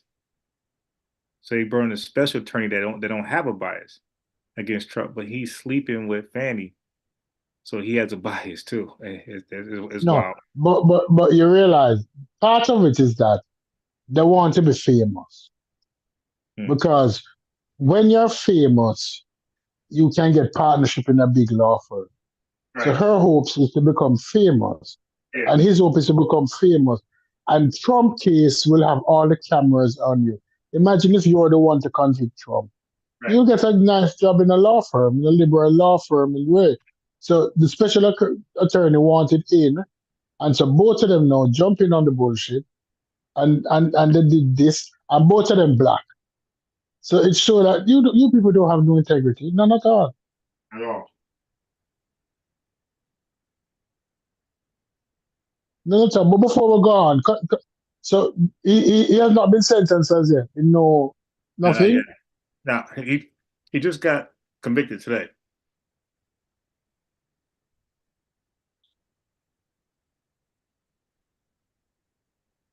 Okay. Yeah, so he just got convicted today. That's why he ain't get sentenced yet. So when you're on your computer, can you search does Florida have the death penalty? I think they I do. don't know. Huh? They do.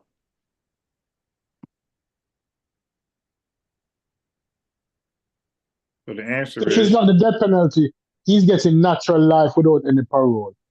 Because could they prove that he was having sex with her? I think they were able to.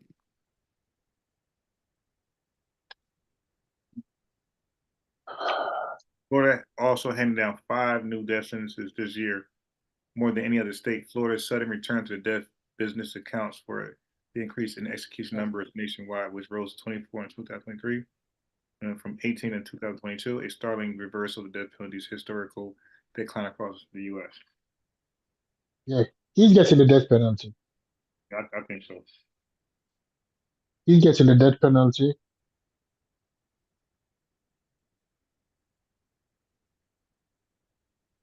That dude knocked the girl out and killed her. His strongest punch ever to a 5-year-old. Yeah. Yeah. And he's getting all of the things on his name. Child molester, child murderer, pedophile. He's getting everything on his name. Hey, bro, do you know? Do you know when he knocked him out? When he knocked her out unconscious, the mom was right there. The mom didn't call the cops. Do you know what she did? What she did? Went to work with her daughter unconscious, bro. No, that's her dream guy. That's a pookie. You know, that's her dream guy. That is wild, bro. She went to work with her kid unresponsive.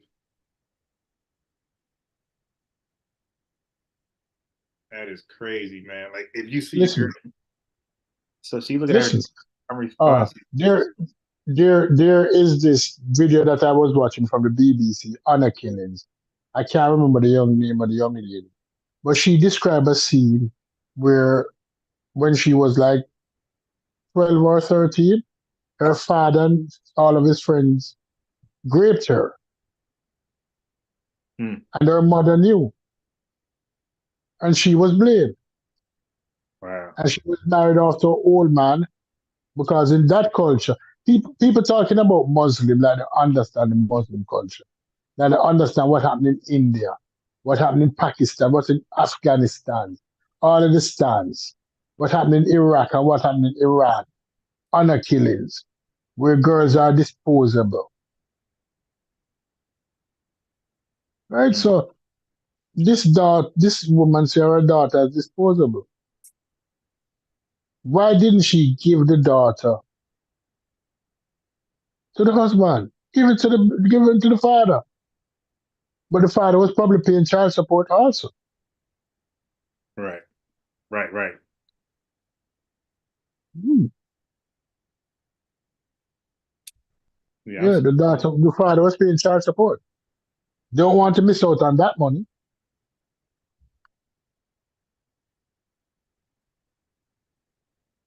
Because if the man wasn't around, who would have stayed with the kids when she gone to work in the night? Yeah. Right. Yeah. Yeah. So you could tell. You could tell. Still, I've been realized that she moved her sister in. She moved the boyfriend in. She's trying to get a free babysitter, bro. Yeah. And still, the cases I got of mothers kids dying by the man's hands. Damn near all of them was getting a boyfriend just or yeah, getting a boyfriend just for a babysitter. And this is Yeah. why he had. This is why still she dated a bum nigga. She dated a bum nigga on purpose because she needed somebody to watch the kids.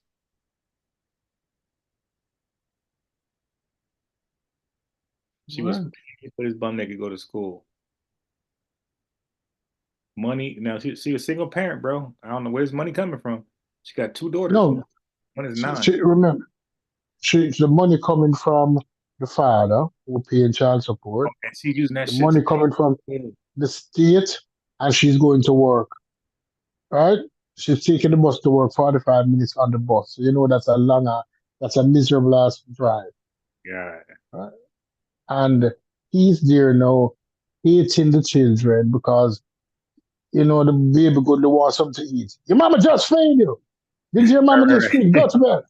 right. Your mom just said. We're out here in Canada. Yeah, that is. Yeah, that's facts. Your mama just feed you. And his friends is about and him smoking the weed and him high. And so, oh, this girl is just fucking up my high. This girl is just fucking up my Right, high. right, right. That's the truckster. Yeah, sit down. Sit down. Yeah. Oh, Hmm. go outside. I ain't watching nothing. Just go outside. I'm trying to record you, man. I'm trying to record you. You got all this goddamn noise. Yeah. Go outside, Can man. I watch? Can I watch some TV? No, you can't watch any TV. Don't you see I'm recording? How do you see I recorded? Matter of Yeah, fact, do stop you see? talking. Yeah. Hey, look, it's still, trust me, bro. When I'm over here debating, you see me going on mute because my kid be making noise. So even that be annoying. Like, damn, just keep making noise. I'm debating and it's gonna be on record. Yeah. And then how about you see what I was doing earlier? I was editing a video. Even then, I need quiet. I need silence because I'm recording. I'm adding Mm. things there, so I need silence. And my son back there talking. So you can imagine, and that's mine. So you can imagine if I'm just babysitting and you doing that. Hey, shut up! I'm trying to edit this damn video. Yeah. This You're stopping me from becoming a star. That's why I'm not a star. Yeah. You know that I'm doing this for us, right? So when you knock the baby out, you say, you know that I'm doing this for us, right? I'm going to take us out the hood. You're I'm going to not a get a star. Range Rover. I'm going to buy you a Range Rover. I'm not a star because of you. Yeah, I'm not a star because of you. Yeah. You don't want me to get my Range Rover. You don't want me to get, you know, don't you want Fendi? Don't you want Jimmy Choo? Don't you want red bottoms? Right. Do you want to be, don't you want some bloody shoe? Yeah. Yeah. Don't you want some Louis? Mhm. Yeah. Yeah, I And got she said, I've never had a Louis before, and I'd love to get a Louis. Imagine me going to work with a Louis bag. some. Right. Show her coworkers. Yeah, you know that's all it's about. That's all it's about. Yeah. What's his rap name? Some fucked up name I can't bet. Oh my What's his God. rap name? Little dirty, something like that, I bet you. Yeah. Yeah. Young young Capo. I bet you Yeah. something Some bullshit name. like that. I bet you. Right? Some bullshit name is in rap name. Right? You can't talk to them. This bitch wanted this bitch wanted what she wanted. Hmm. Right?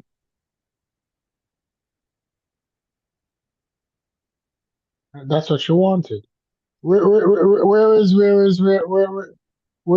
Haskel? Where you think he at? He over at Sinetta. All right. I just seen Sinetta was live. Like, oh, okay. I didn't even know he was going live tonight. Who is Senator? Who's Senator for life? It don't matter. He got Chief X. They going over. Chief. Yeah, he's over there Okay. on Black Egypt. Hey, you know what I'm gonna do? I think I might. I think. I don't know how serious I would be, but I might entertain that one next. Cause so I don't know if you heard, if you probably didn't, but uh, one of the camps checked out of the Virgin Birth. So the Stu piece, I did so much damage in the Hebrews, like not just me, but the people who I debate with. Like we did so much damage in the Hebrews like community, where like the most prosperous camp today. Well, not the Mhm. most prosperous because that's IUIC, that's the purple and gold. But the fastest growing camp now had had told me like they're checking out of the virgin birth debate. Like they want to debate other things. They leaving that one alone. Like that's how much Yeah, damage but they did with these guys. yeah, but checking out me that they haven't changed their mind. Of course Checking not. Of out course me that they don't want to talk about it. yeah, Yeah, yeah. because we had craft address all of their rebuttals, like and like just killed them, man. Like so, what happens is like they would talk to us privately, but never publicly on the live. So the live they'll talk to like simpletons and embarrass them, but us they will talk to privately. And I noticed that, like, you know what, they quit the on the live. They won't let us click on the link. They won't address us No, in the because I'm comment. not going to. There's no justification for virgin birth. They can't justify.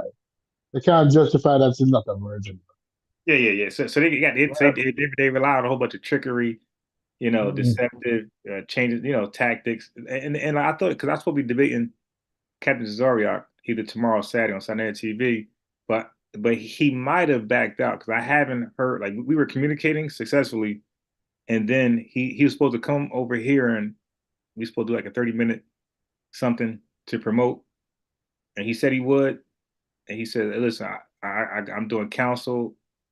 After that, I'll holler at you. I'll be over there late." So he didn't make it. So the next day I was like, all right. I said, no problem. It's late. Just come. So the next day I hit him up even earlier, 2 p.m. I said, hey man, let me know No, today. no, not we have the time. We don't have the time for you now. Yeah. Don't So have the time. I'm thinking that he might have checked out. So if he did check out, because of course he's gonna try to find out a crazy reason. So what I'm gonna do is I'm gonna say, all right, so I know let me come on there and give me maybe me and JJ, because JJ's like very funny, you know what I mean? So he'll entertain. So let me and JJ come there and let me just go over like some footage because Stu P. So what I did was they let me click the link. Um, the Sakari guys clicked the link on their channel like 2 days ago, and like they were trying like to get me with the aha, like I got you. And I still, I No. never said, yeah, I never claimed I know the entire Bible. I just claim the virgin birth is true, right? So what they're trying to do is they're trying to ask me random questions about anywhere in the Bible that I probably won't know. So they struck out in the first one. Prove Mary from the tribe of Judah. So when I did that, They're like, okay. So they ask me something I, random. I, I, I to- no. Have I told you about the time I went on Captain Cesare channel Nah, and I had my video on? I had my video on. So I'm in my house, right? I don't have one in the shoes. I don't have one in the socks. I'm in my house. And this right, dumb dude saying that, oh, you don't have one in the socks? That's so nasty. I'm just a dude. I'm in my house. My house is carpeted. right, The carpet is clean. I right, do not wear shoes on my car. Nobody wears shoes on my car. The right. carpet is clean. I can be barefooted in my own house. How dumb are you? But then I Yeah, realized that these dudes are project dudes who don't know right. what a clean house is like. Oh, hell no. Hell no. Because many people house that you go into, You gotta you wear cannot socks. wear shoes in. You cannot wear shoes in the house. Right, Right? Like, you cannot wear shoes. They are barefooted in the house. right. You That's a live fact. in a neighbor. You live in a house where you wear your shoes in the house. That shoes that you come out the dirty bus, the dirty road, you have it on in the house. Yeah, yeah, That's yeah. what these do. Yeah, people These with that's a great point. People with clean carpets, like you gonna like listen, still, it happens like see, I'm used to hanging around. See, I'm not in I don't hang around like bums and people doing bad. So all like most of my friends are doing well. So it's just so at this point, it's just a common habit when I walk into my house to take my shoes off, right? Because I'm so used to having to do that anyway. I just do it out of courtesy now, just to take it off. But like you said, yeah, because because you're dragging the dirt all across the house.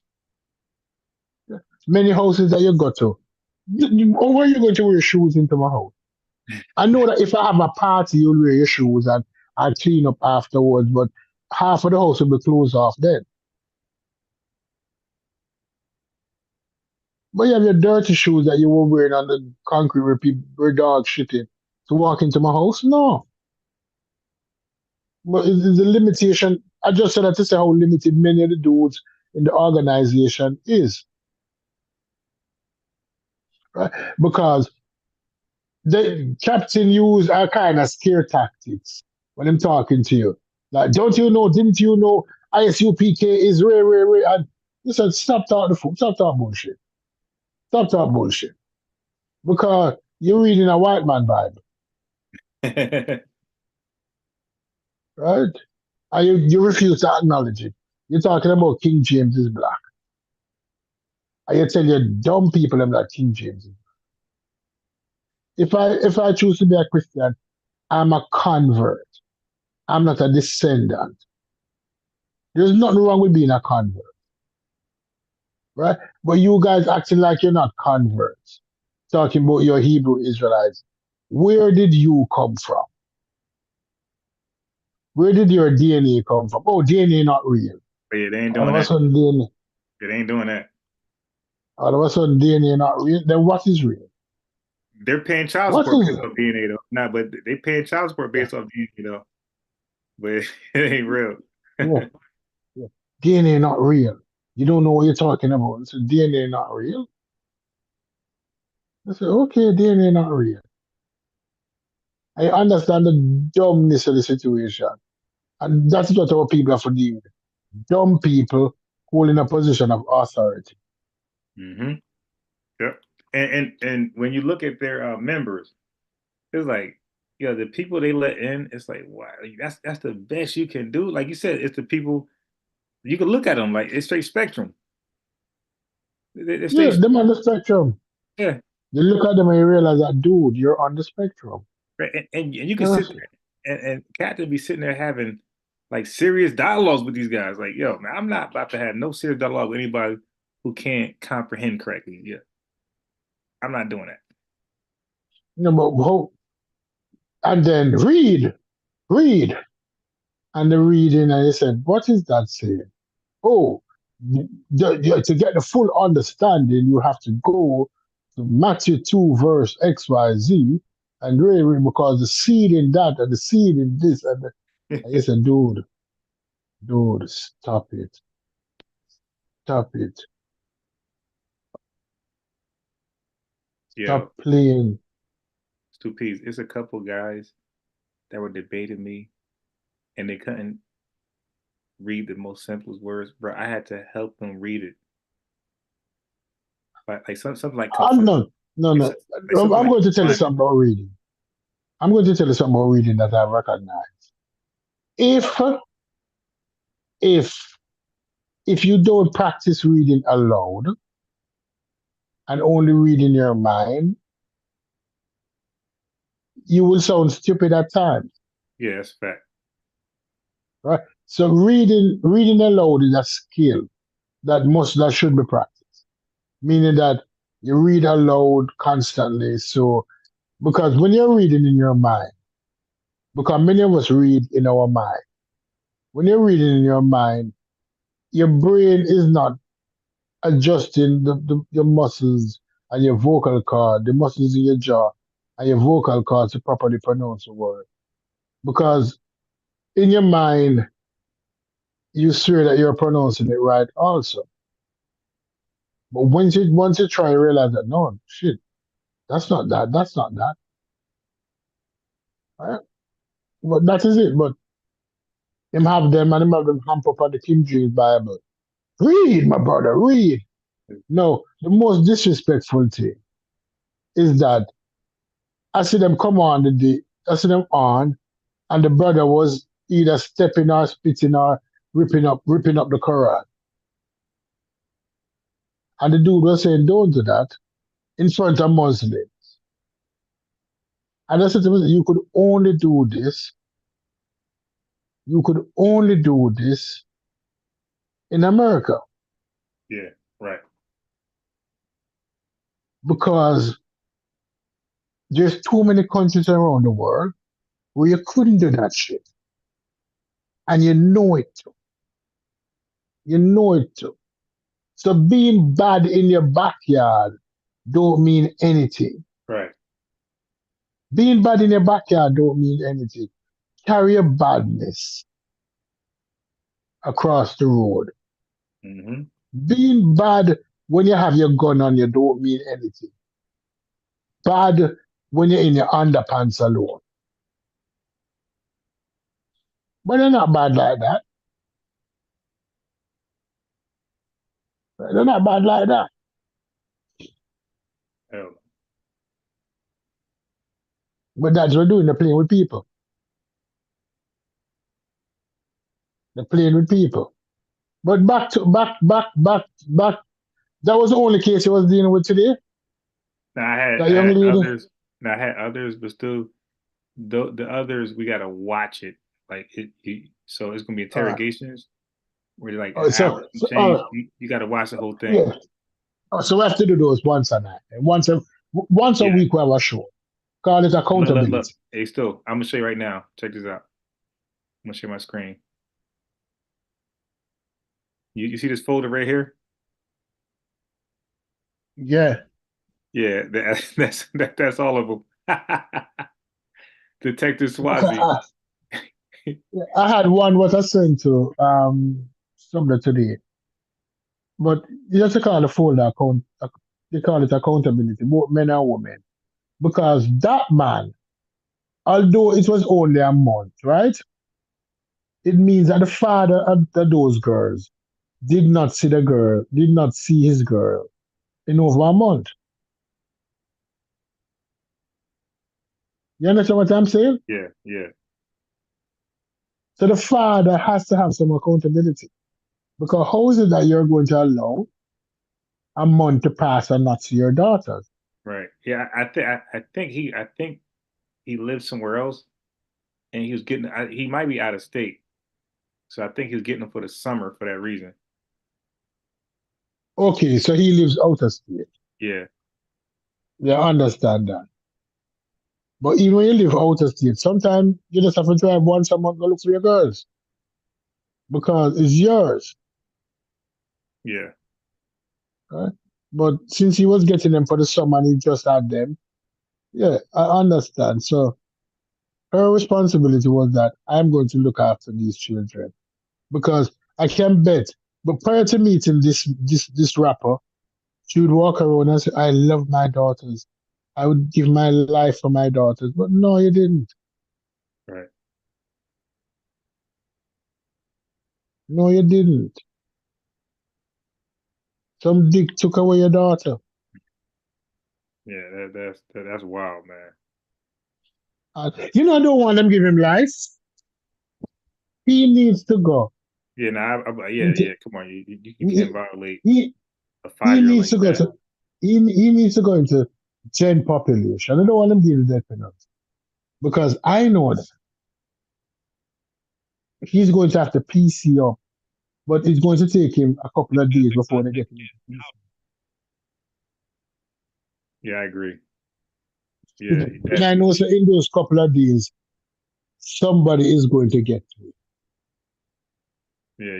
You raped a 5-year-old and then killed her, dude. Yeah. Yeah, You, definitely you, PC. yeah. He's going to go into PC, but he needs somebody to touch him. He needs about 30 stabs. Yeah, I agree. Yeah. He before he get that death penalty, he need some hands and feet on him first. Yeah, he needs some hands and some feet on him.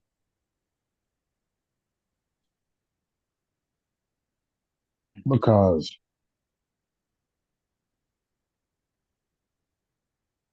it's not fair. It's not fair to do a little girl like Like, I wonder when mothers going to like start like really like vetting that you can't just be see and that's the kind of difference between men and women that a lot of these red pill podcasts be talking about. Like they be trying to tell women like, hey, men can go do their thing with women and have no connections at all. Just do that and they leave and they're good. But they be saying, well, y'all women, y'all can't do that because y'all feel like that. dirty and cheap. So y'all gotta justify it. Then you end up keeping the guy, and that's the difference. You don't know him. I don't know her. But the problem is she ain't coming home with me. It's Yeah. probably a telly, something like that, and that's it. She ain't coming home. But the guy cheat, the girl cheating, or not just cheating, but just dating, and not just cheating, but just dating a bum nigga. He's gonna end up coming home to meet her family, her daughters and sons and stuff. That's the difference. A dude ain't gonna a dude you ain't a dude could date you and not date. A dude can like do a one night stand with you and you'll never know where he lives. But a girl do a Mhm. one night stand with a guy, most likely he's gonna know where she lives. Not in all cases. Because if Not you all. look at her, I'm not being yeah, absolute. yeah, I'm just saying we in know. most cases, Yeah, yeah. in most Because cases. I was looking at her. I was looking at her, and this is a big Oh, girl. anecdotal. What's that called? Anecdotal fallacy. Go ahead. Yeah, no, no, I was looking at her, and this girl is a big. And the thing about big girls sometimes is that big girl lacks self confidence. Yeah. A lot of dudes go after big girls because it's easier. It's not like the red pill. The red pill want to turn whores into wives, right? The red pill dudes want to turn whores into wives because Right. they're not talking about average nice girls. Right. Right. They're Right. talking about these Oh, yeah. Yeah. The who IG models. the IG models. That's a red pill guy. He's talking about the IG model. They say, why are you talking about the IG model? There's some nice average little girls out there, nice Right. girls, simple dress, look good, but you don't want those. You want an IG model with a Brazilian butt lift, a Yep. breast job, eyelash, and you want to turn that hoe into a housewife. So we know what you're working with, and we know what you're thinking about. But it's bullshit. That's why the red pill. That's why I laugh at the red pill. I said, no, it's not ordinary girls you're talking about when you're talking. You're talking about turning hoes into housewives. Right? And nobody not taking you seriously on that. Nobody not taking you seriously on that because even the girls who come on Kevin Samuels show, the- we can all agree that exception don't make the rule. But the average girl knows that it's not, it's few men out there making the kind of money these girls talking about. Right? And it's not because you have one, I must get one. Average girl know that, but she's a girl now. She was below average. She built like a she built like a bulldozer. Mhm. She looked like a Mack truck. And she feel like a macho. And this guys come along and start telling her that, listen, you're my type of girl.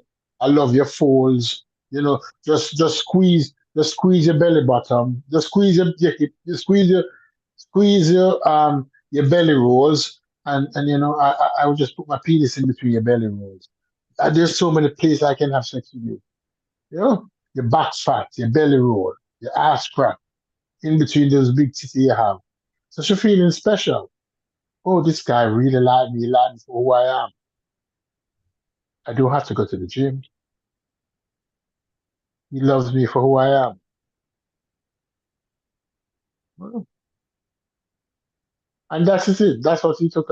She does, right? And chances are her baby father, girl, new girl is prettier than she, nicer than she, sexier than she. So we have to be honest.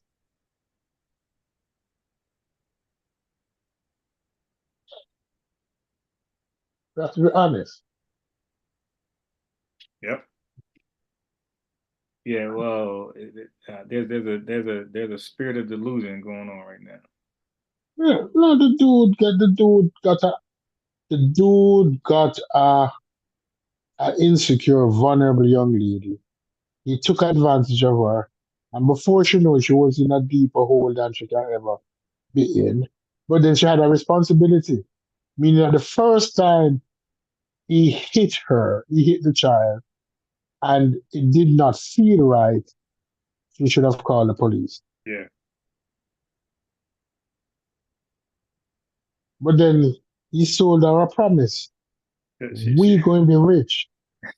What you say? What my boy Cat Williams said in Cat Apocalypse?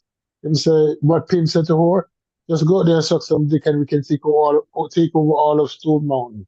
Oh, She yo, don't know how it is she don't know how it is going to be done. But she's just going to do her part. yo, you just gave me you just reminded me of something I want to show you by saying that.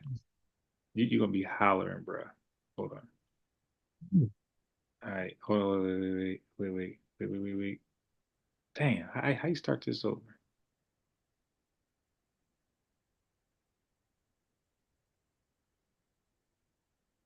Stop. Okay. All right. Let me share my screen. Watch this too.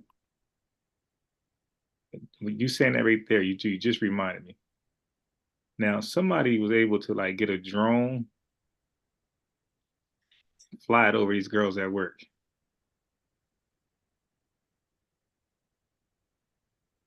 Yeah, that's a normal look. That's a normal look on this on the stroll, on the strip. No, but here's the thing though. I always It's a thought, mid it's a but middle day to no. But listen, bro. I always thought that these women were not ashamed of what they do.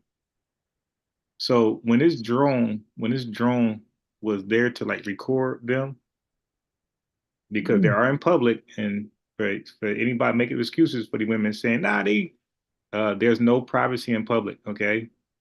Okay. no expectation of privacy. Right. So don't say, nah, no girls, they want to be seen. They don't come outside. Then if you don't want to be seen, they go in private places. So they're in the public. And still, all I'm saying is I had no problem with these women making money the way they make them. I don't like. I'm telling right now. Like I'm like shit. You made marijuana legal, make that legal. Like you know what I mean. So I'm not one of those people that be like they're trying to shame them. I'm like, hey man, do what you want to do. But but I'm saying keep it out of the public eye. That's why I like The Wire when they put the drug dealers and crackheads in one section of the hood where we don't got to see it. I thought that was clever. I think that should be legal. But the dudes that I think that every city should have a red light district. yeah Mean that every city with a population of over 200, 300,000 should have a red light district. yeah Meaning that there is a particular section downtown that road that is clean, lighted, visible, with storefronts where you can go in and do business.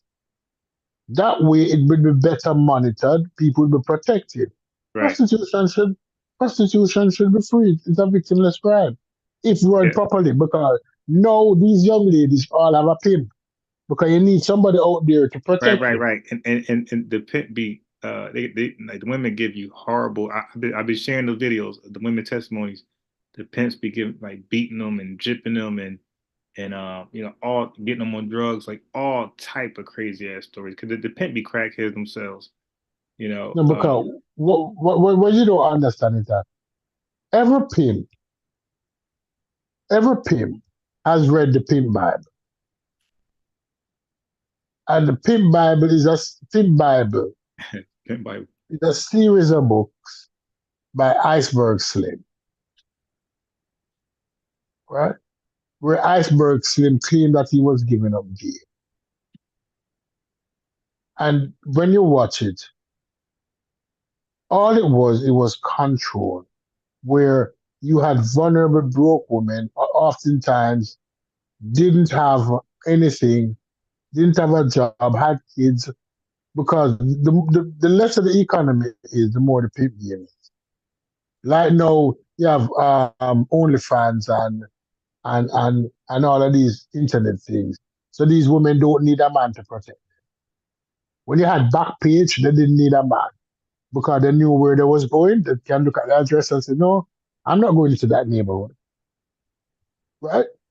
So they didn't need that level of protection. So a lot of pimps were getting out of business. A lot of pimps getting out of business now. They're trying to manage. It's like the Nigerian guy who got stabbed up by the white woman in Florida. He was in some way a pimp. Okay. Yeah. He was making money off her selling her body on the internet. And that's what they're going to use. That's what they're going to do. She killed her abuser. He was her abuser. Mm. Yes. She killed her abuser.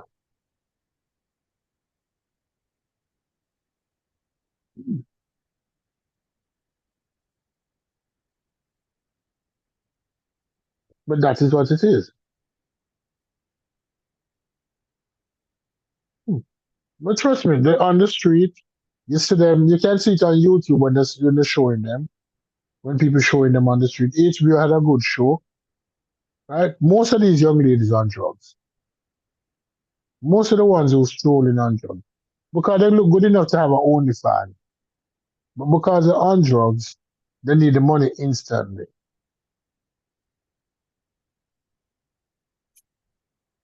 Oh, so let me play it. Hold on. Hmm.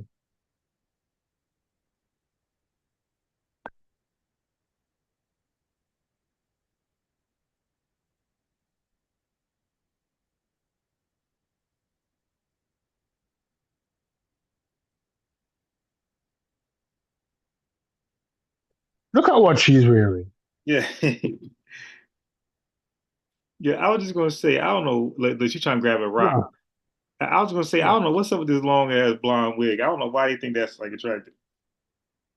The eyebrow too. The eyelashes.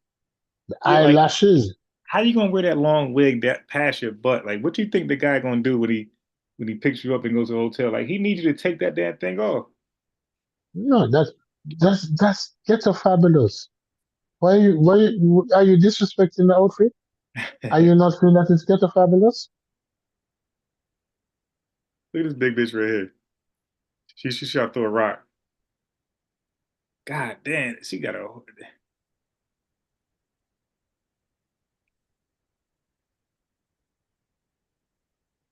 You took a halfway a nut. I wonder what state this in. Look. There we go. Don't be ashamed. This one right here. Don't be ashamed. That's what I'm talking about. Look, this is what I expected from all of them right here. I thought they'll be proud. I didn't know they was ashamed of their hard work or their lifestyle. I thought they were. I swear, I thought they were proud. So I expected women to behave like this. This shit got a damn model body, bruh. The question I always ask, how come they're not in the strip clubs?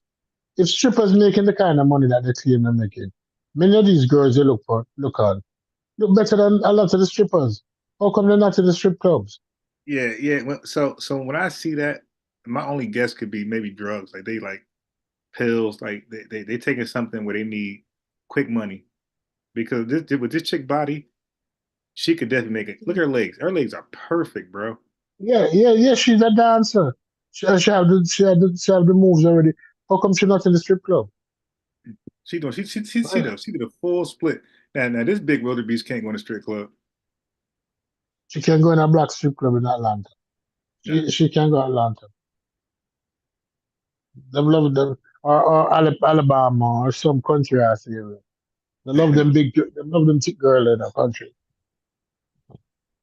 There we go. See, I expected this right here. Yeah, she ain't ashamed of what she doing. She ain't ashamed either. Look, there we go. She ain't ashamed. She's smiling. She's professional. The fuck? What was she taking? Having a drink. Oh, she was drinking. Yeah, she's sipping, she's having a drink. Remember, you know, yeah, it's like a kid, I'm doing this for my kids, right? The reason why I'm on the stool is for my kids. I need to give my kids a better life.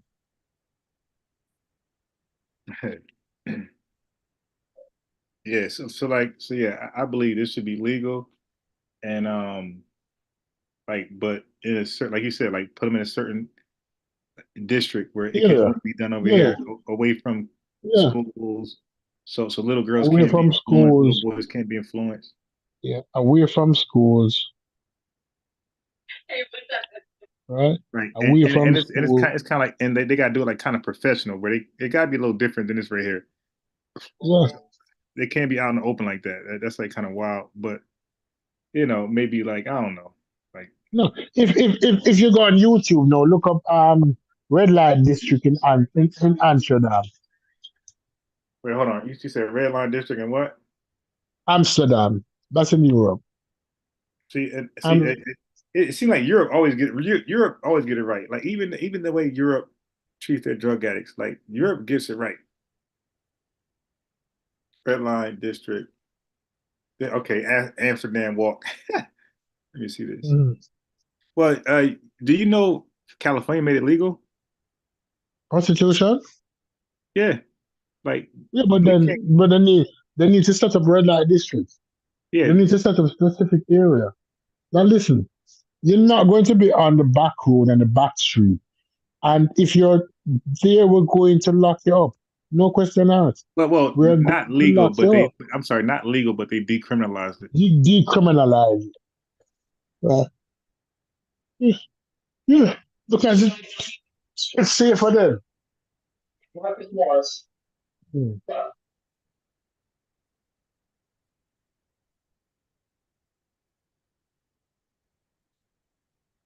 Right? Yeah. Amsterdam. Look it up. Red And light I'm watching district it in right now. Amsterdam. Yeah, bring it up. You can bring it up. I'm trying to see So what the it's hell's going on. It's like this guy got a body camera. I'm trying to see what's going on.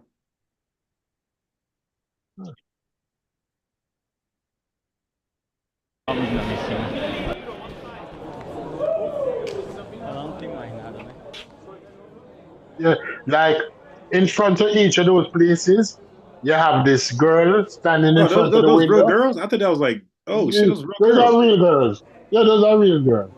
So they stand in front of the window, you walk past, you see them, they're modeling, they're posing, they're dancing. You can't touch them, but if you want them, you go into the establishment and you hire them.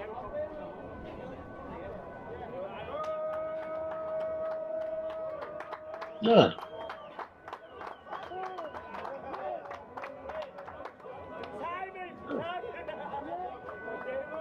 Oh, man, that's like Vegas, right? Just like Vegas. But the girls stand up by the door and, right? Hey, yo, And listen, I think something like this will bring down some of the crime. I'm trying to tell you, what? yeah, something like this, you're gonna see less crime, bro. Yeah, And yeah. also, this is going to be a big hit on the women's movement because, especially, because they're gonna be like, "Hey, man, what I'm putting up with you for?" The hell I'm putting on you for? I just could, set up Yeah. something So, whenever I'm in need. right. So the girls are not on the street. They're not Right. walking on the street. They're Yeah. standing in front of a door, a glass door, right? And you could tell them like to bend over and turn around and stuff. No, they do all of that. Oh, You all like right. you Yeah, can yeah, this yeah. stuff. This is a lot better. Yeah, so they stand in front of a window or a door, and you realize some of them have two stories because more than one girl in the house, right? They're not naked though. They have on lingerie. Okay. Right? They're not naked. They have on lingerie. Yeah, that's wild. Damn. That's worse than Vegas. Right? So those are real girls. So you see what you want. If you don't want, you move on. They can't stop you or talk to you, and you can't harass them. Right? And Right. if you're in front of them too long and you give an issue, they just call the police, and the police come pick you up and throw you in jail. I said, listen, if you're not buying, move along. Right.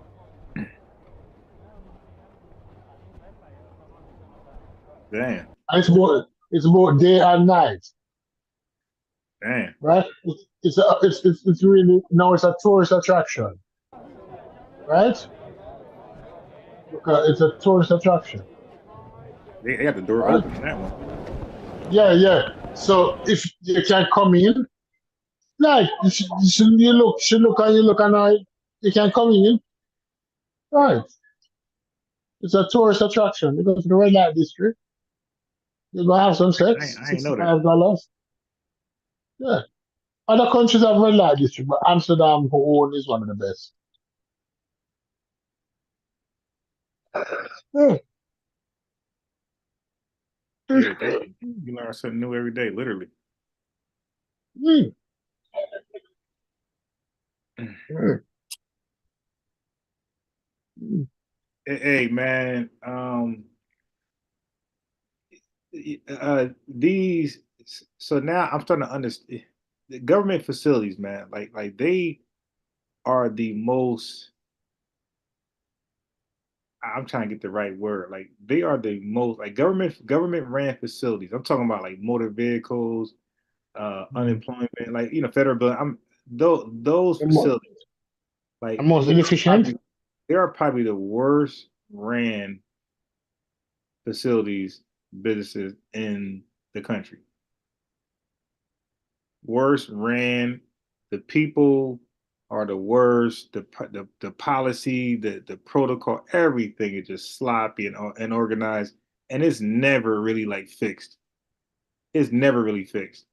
Like there's revolving doors. Like for example, bro, if somebody was to get pulled over for no insurance, except if you're a Moor, because somehow these Moors be getting their cars all the time back. So if you're not a Moor and you get pulled over for uninsured, your car being uninsured, good Mm. luck with either getting your car back or good luck with um getting your license or registration back. Because if you're uninsured, you most likely got registration. And then if you don't have that for too long, they're gonna suspend your license. And if that happens, so if you're uninsured, if you're no longer uninsured, like if you had your insurance, you were uninsured, then you got suspended registration, suspended license. Good luck. Mm. Like in America, especially if you're like um, I'm gonna say just good luck, period. But if you're like an American, like you ain't like if you always live here, you Mm. definitely gonna have a hard time getting your shit back. Like yo, still, it's a revolving door. Yo, you go to the insurance company, they're gonna say, hey, get your registration first. You go to registration, Mm. they're gonna say get your license first. If you go to Yeah. get your license, they're gonna say get your registration first. But they send Mm. you back to they're like pinballing you to everybody. You're like, yo, Hold on. you I realize you're hold on. like, what the fuck, huh? And when you realize it, you're like, yo, what the fuck? Yo, what y'all doing, yo? Insurance told me to go to registration. Registration told me to go to get my license fixed. The license told me to go back to registration. And they said, go back to license and insurance. Yo, it's a revolving door. These government ran facilities are the fucking worst. And like there's no incentive to be better because they're not really based off like money. Like even they take money, but they're not really commerce like retail stores like Verizon who needs your money from the customer. A government facility really don't need your money. Like they're up there, like they're up and running by your taxes. So you paying for your license or registration or this and that don't uphold the facility. Your taxes does. So they really don't need you to come there. And you need them. Like so you need these government ran facilities. They don't need you. But you don't need Verizon or Apple, but they need you 100%. Apple, Verizon, they need you 100%. You don't need them at all. You could just move on. Get a damn Acer laptop. Mhm. But Yeah, they need you. So the government rest, they don't need you. So that's why they don't like cater to you. they don't need it. They don't care. Like it's just horrible, man. It's like it's ran just totally assed out. And it's like everybody's hands are tied, man. Like so if you lost your license or if you lost your license and social security card, oh my God, You're dead. good luck. It's the most difficult thing to get back a social security card. If I lose my green card, not my green card, my A, my citizenship paper, the paper that my citizenship is printed on, Yeah, I lose it. When it's shared, they get a it's equivalent to a birth certificate, but it has to do with show that you're a citizen. You need it when you need to get a passport or to prove that you're a citizen. You need that paper. If I lose that piece of paper, immigration is going to charge me $800. damn. See, It, see, but that's another thing that's not like being taught in these homes, man. And like it seems like it's just a black person problem. This is like some of these problems seem to be just black people problem. That's another thing. Like look what you just said. Like you need your passport for nothing more than just another form of identity. And like I didn't realize like that shit come to me now. Like they asking me, hey, you got a passport? I'm yeah, like, nah. They like so. But what I'm saying still is that that should be taught in black households. Like, listen, get your license and get a credit card or a bank account because that's ID and get a passport immediately. You might not leave the yeah, country for 2 years, but you need it for ID. So if you lose your license, you got that. because formally you need two methods of ID. Yeah, The other thing that you need, and I need to get one back because the old one, the lock not working. You need a lockbox, preferably one that is waterproof or fireproof. It don't have to be big, just enough to hold your social security, your passport, your citizenship, or your birth certificate. Just 4 or 5 your documents. That's important. Your diploma, you lock that box, and if it can be bolted into a safe place. If if you don't have if you don't live anywhere, meaning that if you're homeless, have a sister or a brother who you can go to and say, listen, can you keep this one? Or a church.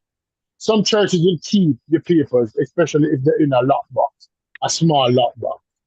I say, listen, I don't live anywhere. I need to keep my papers secure. Is there any way? They will assist you. Because especially if you speak to, I'm not talking the mega churches now, smaller churches, people keep it, their identity. Because many persons who are homeless on the street, yeah, they don't have an ID. Why they don't have an ID? ID expired though. So even when they wake up and decide say, I need to get back into life, it's difficult because there's no system in place to assist them to get an ID. right. So like even if you're between friends or you're with a friend, get a lockbox, lock important documents in it, and carry it to your aunt's house and say, Auntie, I don't want to live here. But I needed to keep these things safe from me. Open the show, it's my birth certificate, my social security, it's that. Right? Put it under your bed, put it somewhere, put it up for me. right? You will have your driver's license with you. But those papers, in case you lose your driver's license, you're going to need those papers to get a new driver's license. Yeah. So there should be somewhere safe. I prefer it should be a box that use a combination. So that if you need to call and say, can you mail these things to me? The combination is XYZ element of P. I should do that. Right?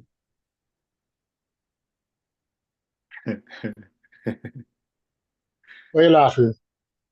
Nah, Yeah. I was reading a comment.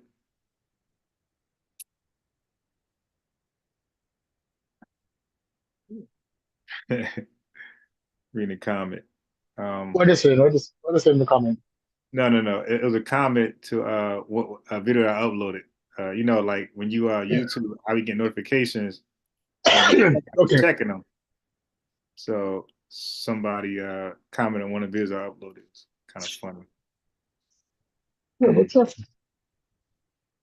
Yeah, but I ID, you know, but see, these things you're not told, so you don't know, and then when you know, it's like too late because you really need it, but you can't get it. So it's like, why can't we just be Mm. prepared in advance? Why people just can't pull you to the side and say, listen, and just help you get it? Like, forget about listen. I'm okay. You got your license, you got this, or you got state ID. Cool. Now let's go get a passport. Yeah, I'm not leaving the country. You don't need to. It's just for No, but ID. remember, let's a passport now is $185. Yeah. Please. People have that. People, uh, again, I'm talking about loved ones who are looking out for you. Like they can make sure you set aside $20. It's not in a rush. You know, a loved one can say, "Hey, man, you got paid. Okay, put away $20. You do that 5 times, and now you can pay for your passport. It's something like that. Real simple. Mm. And you're gonna help them go get it and say, "Yo, you're gonna thank me later 20 years from now." 20 years from now, you're gonna be like, "Yo, good luck, auntie.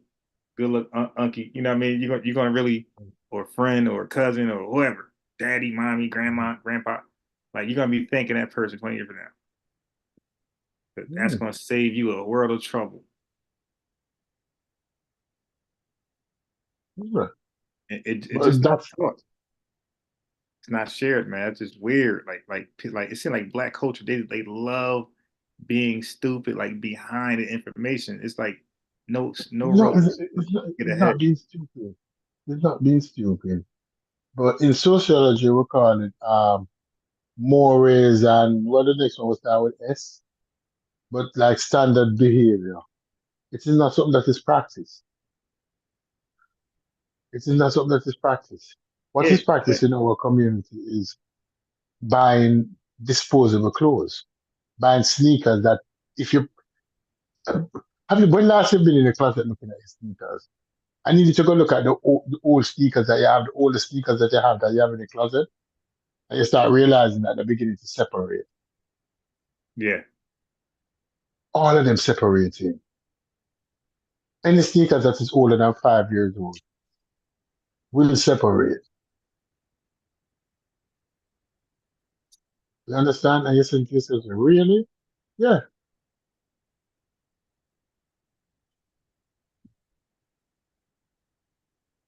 yeah, man. It's you know what?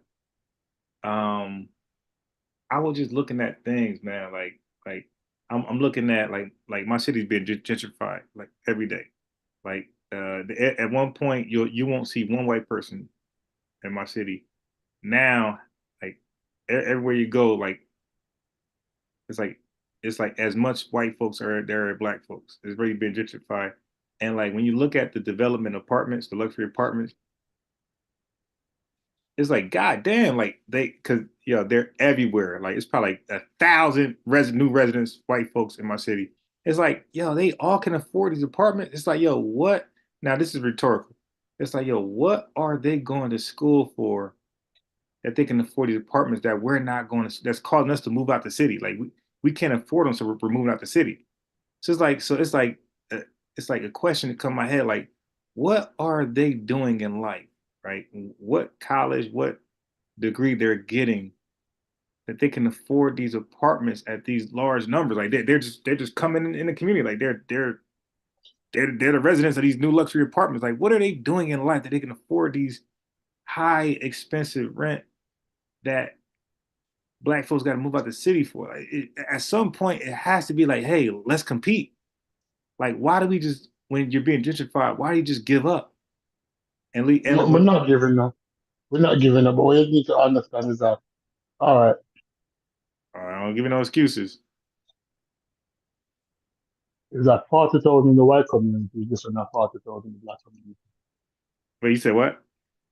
40,000 in the white community is different than 40,000 in the black Right, community. right. No, but I'm saying like futuristic wise. I ain't saying right now. I'm saying like what we should do be what we should be trying to find out is what do they do for a living that they can afford these apartments. Like we know we can't, right? That's over. And they can. But going forward, because people got kids, 10, 12, 2, 3, 15. I want to guide them that way, where they're at, so they can compete. Because gentrification, it just seems like gentrification is not automatically white, black move out. It's really a bidding war for the apartments. It's like who can afford it? So if you can afford it too, you don't got to leave. So therefore, you're not really being technically gentrified. So gentrified just means that your city is about to get renovated. It's about to get a rebuild, and shit will It's a go up. rebuild. It's a rebuild. Shit is going to go up. And the Right, other thing that we don't take into consideration is this: is that you're not seeing, we're not seeing what is really happening. Meaning that we're saying, okay, but we're not seeing what is really happening. What really happening is that, all right, are you willing? It means that what level of survival are you willing to go with? Are you willing to wear two pairs of shoes? Are you willing to have three pairs of shoes, or one suit, three suit, four suit? What hell level? no, I'm moving. Huh? That's the mentality. Hell no, I'm moving. Huh? No, that's the thing. Many people are willing to go down to that level. So listen, I need this house. So if I have to eat crackers and bread to afford this house, I'm going to eat crackers and bread. Right? But how much of us willing to eat crackers and bread? Right, Many of us will say, no, I can't. If you're dating me, you can't take me to Applebee's. But white people get up and go to Applebee's for a day and right, enjoy it. You'll see them at Applebee's and you say, seriously? Them the Applebee's are acting like it's Ruth Chris. right, right, They're acting like they're Ruth Chris. right. Don't they know that this shitty place is Applebee's? And you're trying to set them, they know it's Applebee's. They know exactly what it is.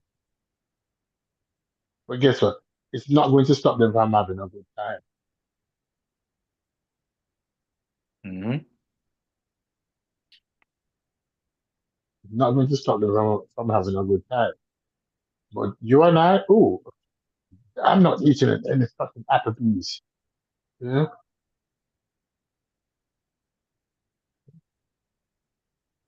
How Mm-hmm. serious are you? Yeah? A hot girl like me, don't you see that I'm a queen? Oh And yeah. our friend says, slay, bitch, slay. Slay the sheen outfit you have on, slay. Oh yeah. Nah, you ain't catching them on damn Applebee's. Yeah, so it's like really like I'm telling you, man, I'm telling you, if people just look back and look at the if people who experience live through gentrification, if you just sit there and look at the nice facilities, infrastructures coming to your city, new restaurants, Yeah, uh, Trader Joe's or some type of, Whole Foods coming there now. That like yeah. we really need to say what the hell are they learning in college and what employment are they seeking that now look, hey Stu, I had to stop. The title of this video is called Mom of school shooter charged with manslaughter with unbiased sports Haskel and Stu Pease. And a fanboy says, "Why are you constantly making videos on the Virgin Bird, nothing else?" This dude reads the title of the video. He's here at this title and say, "Why am I only making a virgin birth?" Well, brother, this ain't a video of a virgin birth, and I make the virgin birth video to expose y'all as illiterates. You guys can't read. It clearly says it. So I expose y'all on y'all expense. That's the answer to that question. But this video, this live ain't about a virgin birth. Okay? But you're here asking about a virgin birth and you're not.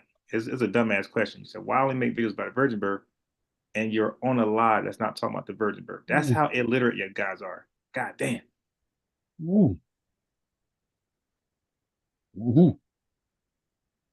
No, and last thing, Stu Pease, he said, "Why am I so obsessed with this topic?" It's not me. I would love to talk about salvation and other things. You guys are obsessed with this topic. You won't debate nothing else. I try to debate salvation. I try to debate God and other things. You guys don't take it. But when I say virgin birth, Look at what they're debating on Cross the Line Radio. Look at this. Is boot kissing inspirational for our people? right. So we should talk about boot kissing. No. The question I'm asking now, these people, virgin birth and boot kissing. No. In 2023, you're talking about boot kissing is in the Bible. So there's no outdated stuff in the Bible. How much outdated stuff is in the Bible? Right. It's all outdated. There's a ton load of outdated stuff in the Bible. Right? A ton load. Right. Yep. A ton load. And you are living on boot. Kiss my boot. Let the white man kiss my boot. Because how kissing your boot elevate you to any level? Yeah, do you know? Do you know how weird I feel if a grown man kiss my boot? Like that's some pause, no homo type shit. I don't want nobody. I don't want nobody kissing my boot. Yeah. Well, I don't want anybody kissing my boot. Nah, give me some money. That's about it. Well, 1 second, Stu. My son waking up. Hold on. While they won't increase your FPS, the lights are a nice touch without being too distracting. If you install the included grips in the box, your Steam Deck will turn into an OLED switch, and the RGB lights will be more muted. I'm more interested in the thermal benefits. And after doing a 15-watt test against the stock shell, I saw temps drop by almost 10 Celsius using the There are a ton of are you there?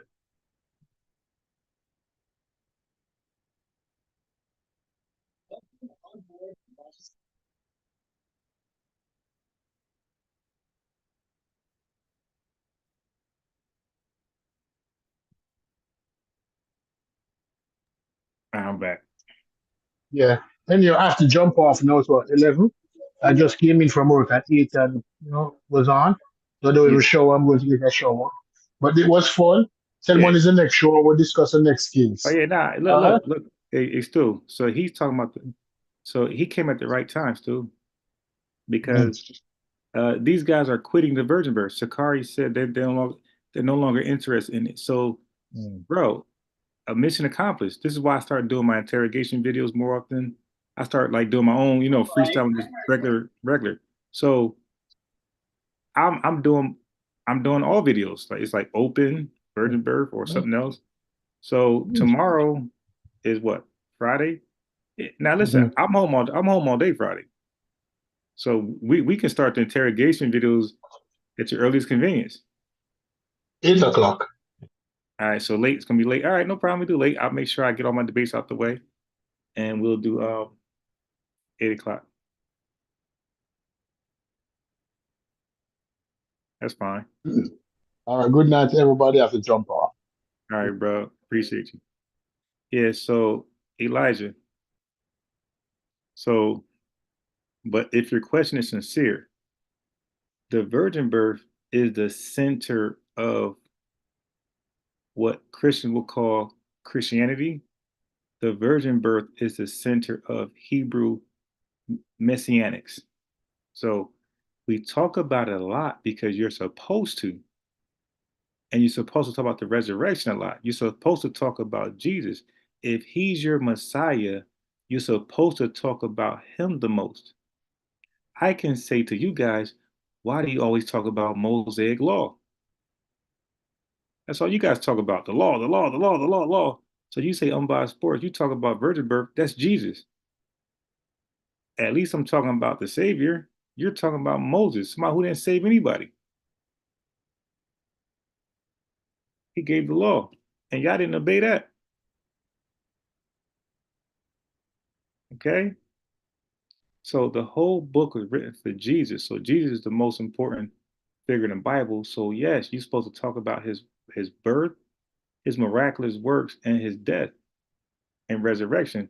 You guys have no videos, no positive videos on his birth.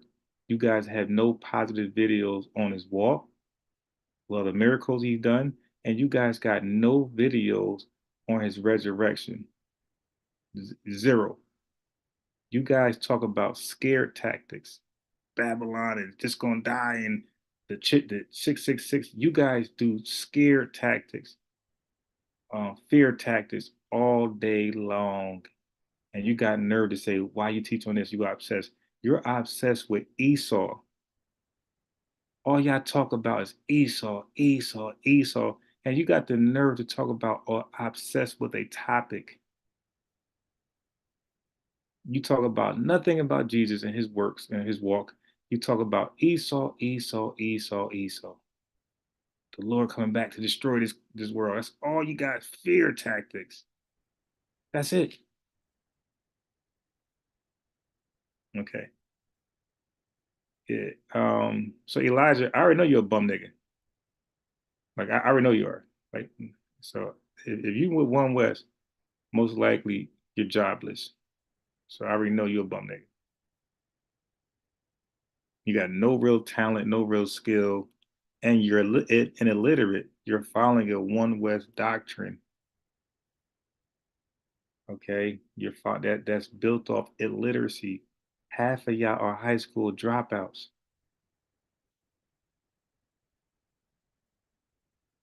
So what I'm gonna do, because you said virgin birth, and this is not a virgin birth topic, now I'm gonna end this live and start a new live on the virgin birth topic because of you.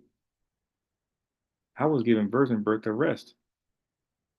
But so Elijah, refresh your browser in about 10 seconds.